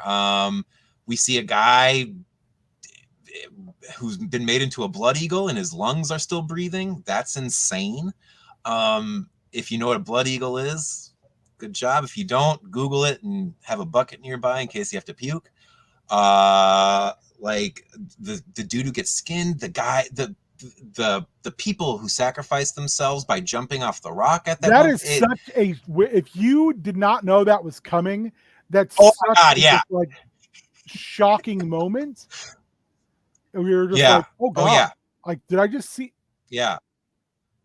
And like I you know, the fun thing about that is it takes, there's so much that this movie takes from actual like Swedish kind of old or Nordic kind of old folklore. So I don't know if necessarily much of this is true, but you know, you do have these tales of like the community in the day back in the, like when people got too old, they didn't want to be a burden, so they just go, you know, pitch themselves, or they go out in the wilderness to die alone. Hey, there's a reason that in those Nordic countries they burned churches in the 90s, because there's an entire movement of Nordics who they still see Christianity as an invading force. They're Yeah. like, hey, we Yeah. had it better before you got here, before you basically stole the souls of our people. So it's Yeah. an interesting thing that's still there. Yeah. And that you could Oh, find. yeah. I mean, I would not at all be shocked if there were groups that, well, they're not doing this type of shit. They're definitely doing some stuff. Yeah. Oh yeah. There's just being a part of like this is strange that this is my gateway to this, but like heavy metal and stuff like Yeah, that. yeah. In heavy metal now, especially with like Sumerian and Napalm Records, there's this huge new resurgence of like all these Nordic bands who are reclaiming their real like tribal roots, like before like the wave of Christianity came in. So it's oh, it's beautiful. It's really cool to And I see. mean, there's a couple documentaries that are about the church burnings that were in the black metal Yes. community during the 90s. Until the Light Takes Us, I think is one of them. But like, just Yeah. like look into that whole thing, because it's fucking wild. It is. Yeah. People murdering That's each a really other, and interesting. people murdering each other and wearing their skull or pieces of their broken skull as necklaces. It's real. Again, it's real horror, because that shit happened. Burning down like 400-year-old churches just as a political statement. Murdering band members, Murdering band them members. like taking pictures with their dead body. Yeah. Was that the band? Wild. Was that Burzum? Was Oh that the name of the band? God.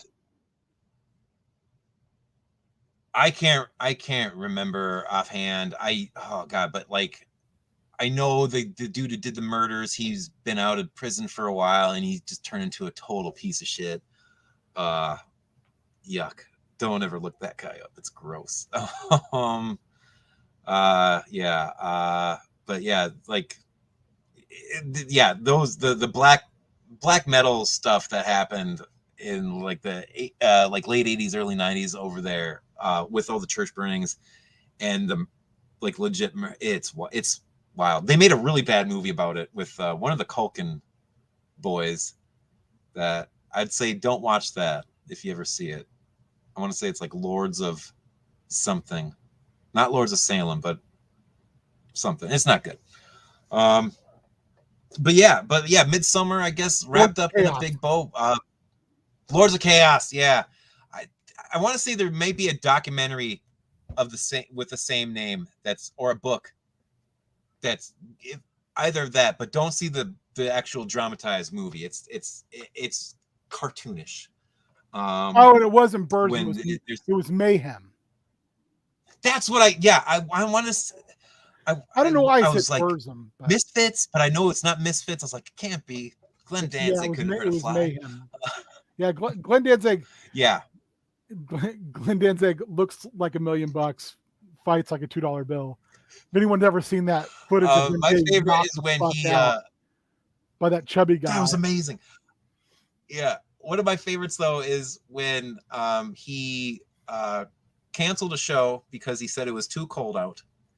And then later, because like they're like the promoters are like, we're not putting up with this bullshit. He later walks out on stage during someone else's show and is like, riot, everybody riot, and no one was having it. He just walks away backstage like defeated. Also, I don't know if you heard, but Glenn Danzig could have played Wolverine better than Hugh Jackman. Everybody, he just wants you to know that. It's just like, okay, Glenn, take a nap. But yeah, I think so. I think that wraps up our. If you want to see a really, really, really good impersonation of Glenn Danzig in a wonderful way, put it in the chat. Okay. It's 2 minutes of late night covering Snakes of Christ, and the guy on drums does a amazing Glenn Danzig at the beginning. The Giving Tree. I'll have to check that. I'd love to. Yeah. Song about a codependent relationship between a boy and a tree. It's the type of stuff I'd love to read. So I put in the chat as well just some other folk horror. Maybe we'll come back to folk horror at some point. I would love to do. There's so much that. Yeah. Would love to do one on like things like Onibaba. Yeah, Lair of the White Worm. Yeah. Antlers is great. Great. Oh. So I think there's a lot more we can talk about. But yeah. Yeah, I would love to return. There's so much more, and like we just did movies. There's so many books out there. We didn't talk about V at all. VIY, which is an old Russian movie that is fucking amazing. Oh yeah. Isn't that's 60s, early 60s, isn't it? I want to say I want to say like 60. I don't know, but it's very, very early. It's very really Russian, kind of experimentally done as well. It's just it is fairy tale folklore horror done perfectly. It's great. I watched it on a whim one year and was like, this is amazing.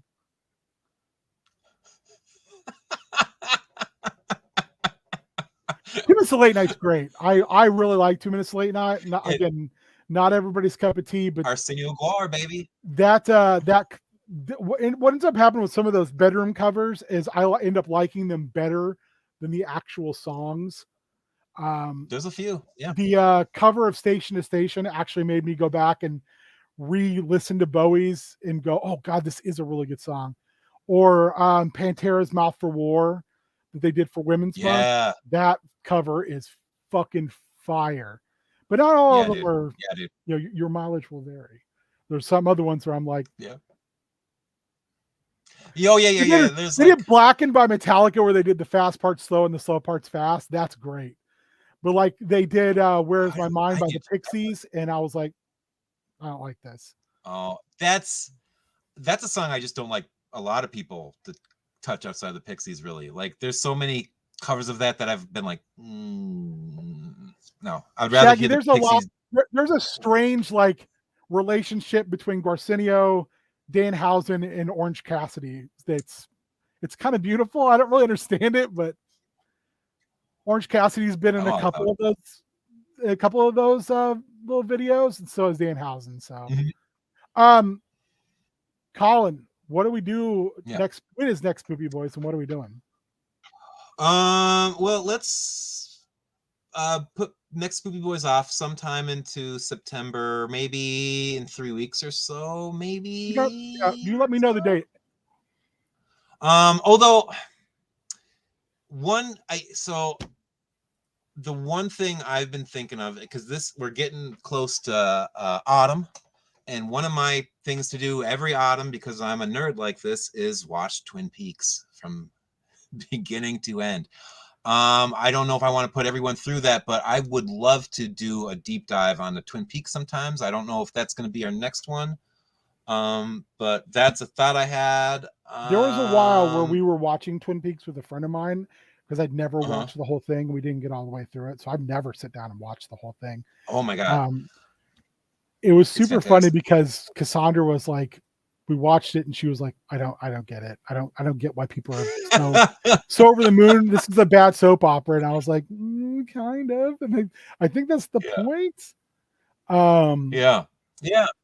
But yeah, I mean, I think if you've seen any other David Lynch, then you'll go, oh yeah, I get it. Like if you see Blue Velvet, especially, you'll be like, oh, okay, yeah, this is.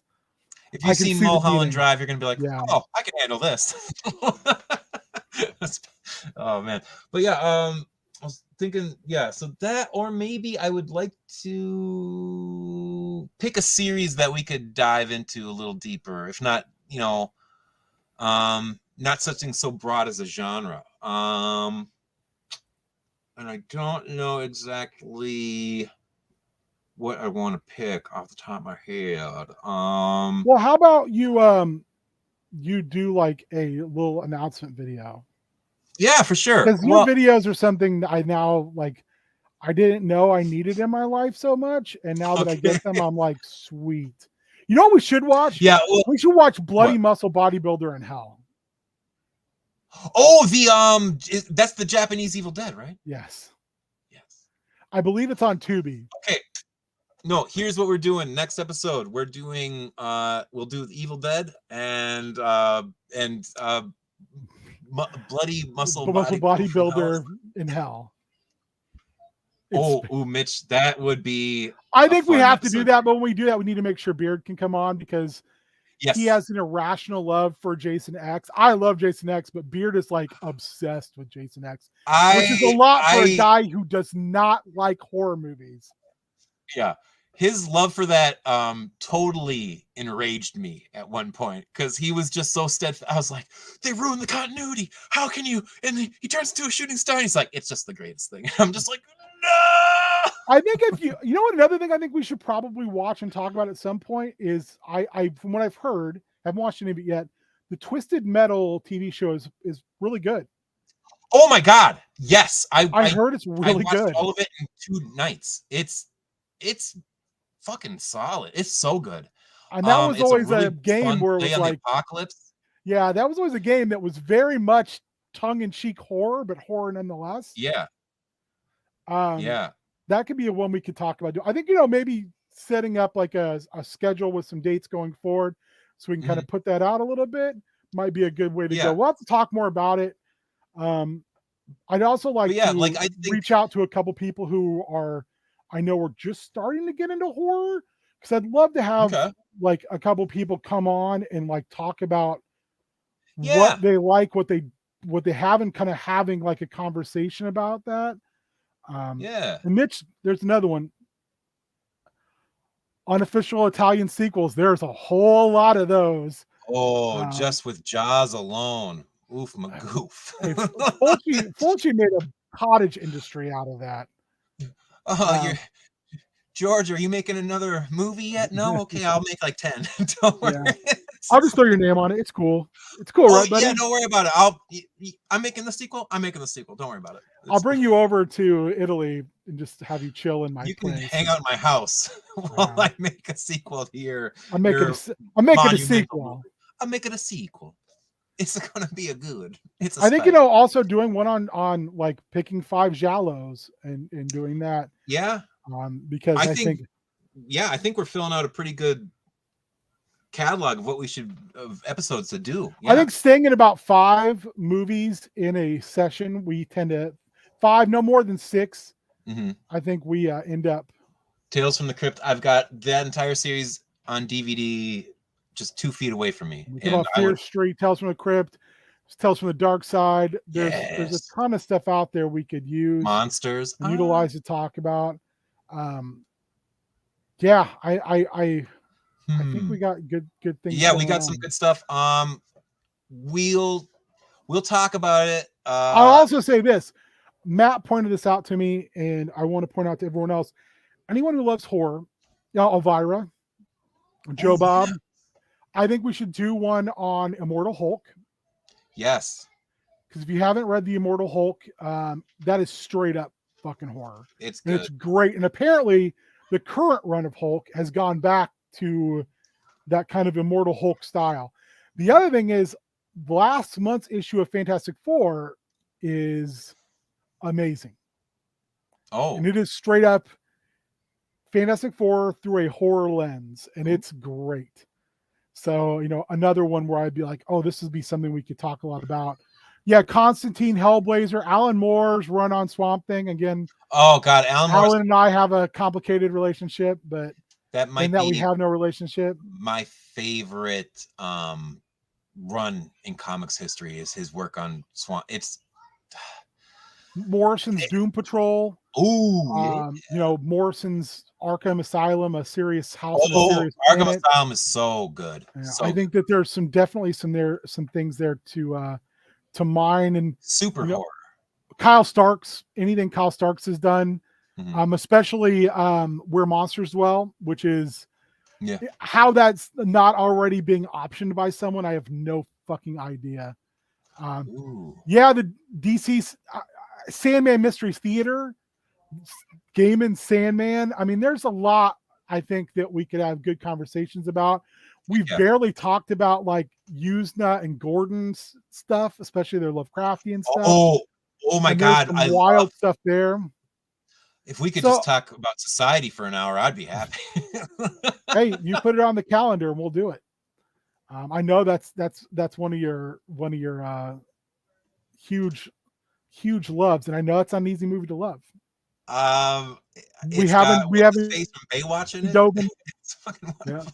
we haven't dove completely headlong into analog yet, and you know how much I love analog Yeah, horror. you Uh, and now that I've not just wet my beak, but fucking dove headfirst in the deep end on that, like, thank you.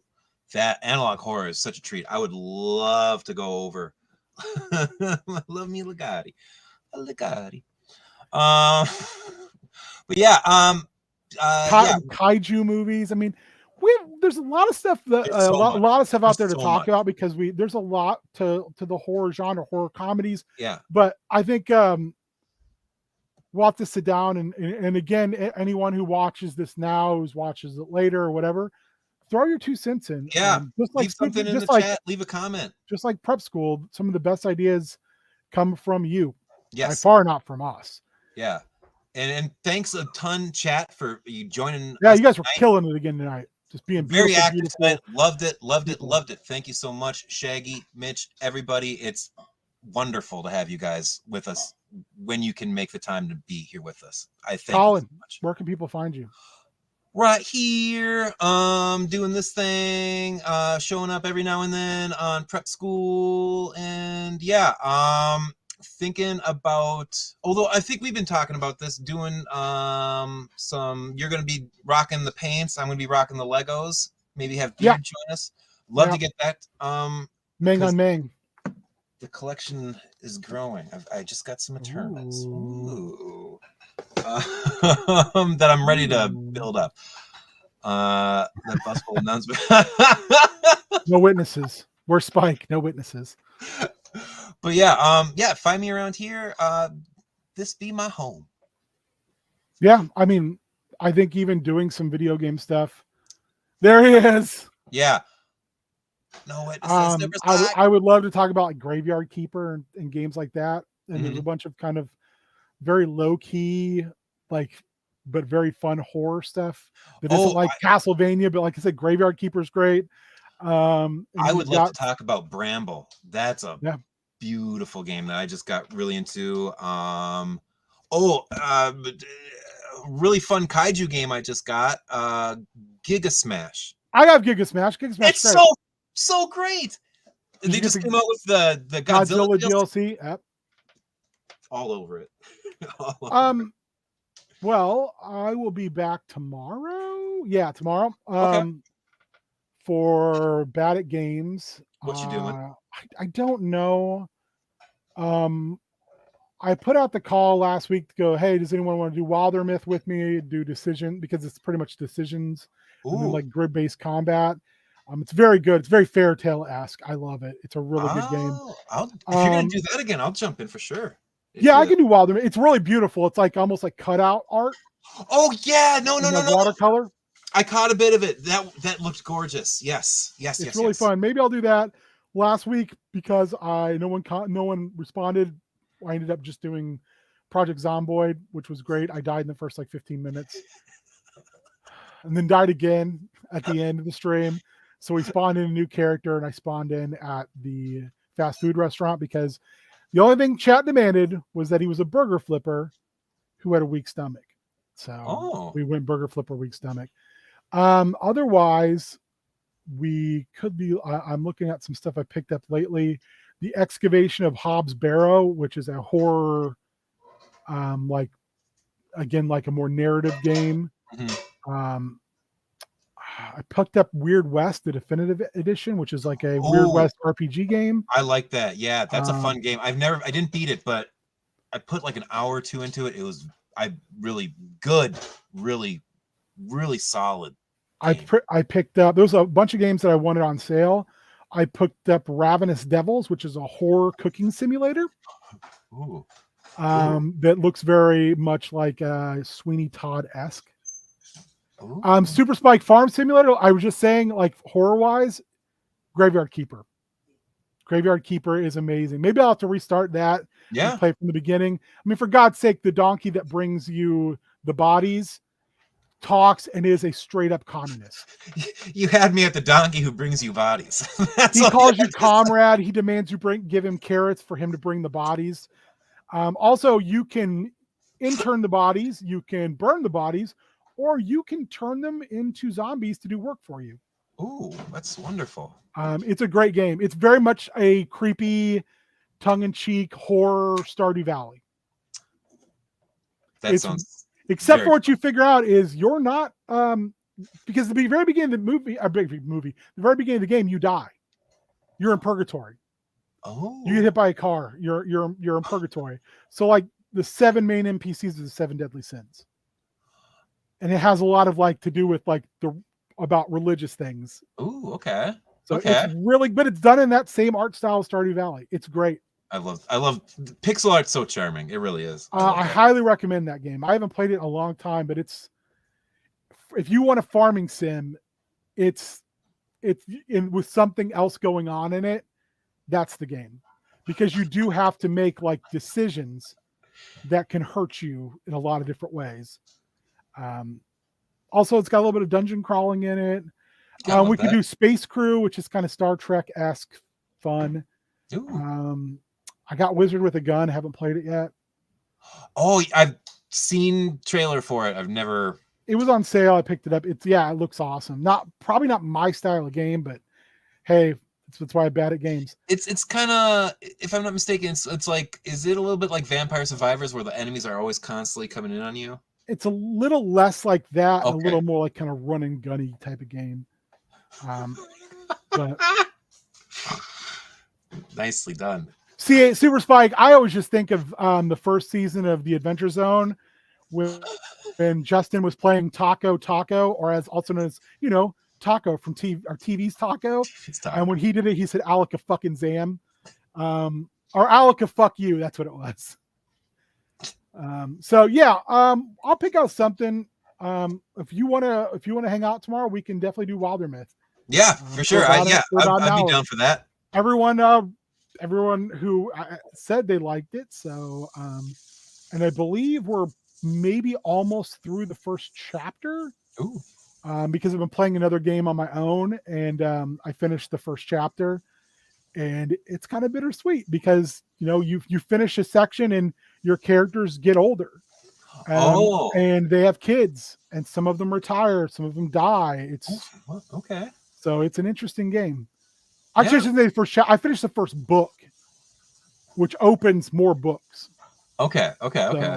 Anyway, you can find me there, and then Sunday prep school. Yep. I think we're going to work more on Take Me Home, Old Fay Road. Okay. Which is talking about folk horror. That's kind of what that's going to be. Very fairy tale heavy, folk horror-esque. Smaller on the folk horror, bigger on the fairy tale stuff. So hopefully you guys will be around for that. And Colin, say thank you for letting me steal you to your lovely family. And I hope everyone has a good Friday. I'm only working a half day. Nice, dude.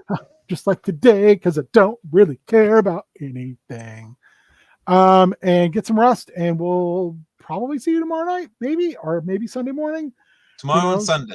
Yes. And then Monday, tentatively, the much delayed penultimate Down in Outlands episode before in the first season. Whoa. Fingers crossed. So anyway, Thank you guys. Thanks for hanging out. And thanks to anyone who watches this later. Yeah. You guys are lovely, lovely Spoopy boys. Yeah. Love you all. You're sexy binks.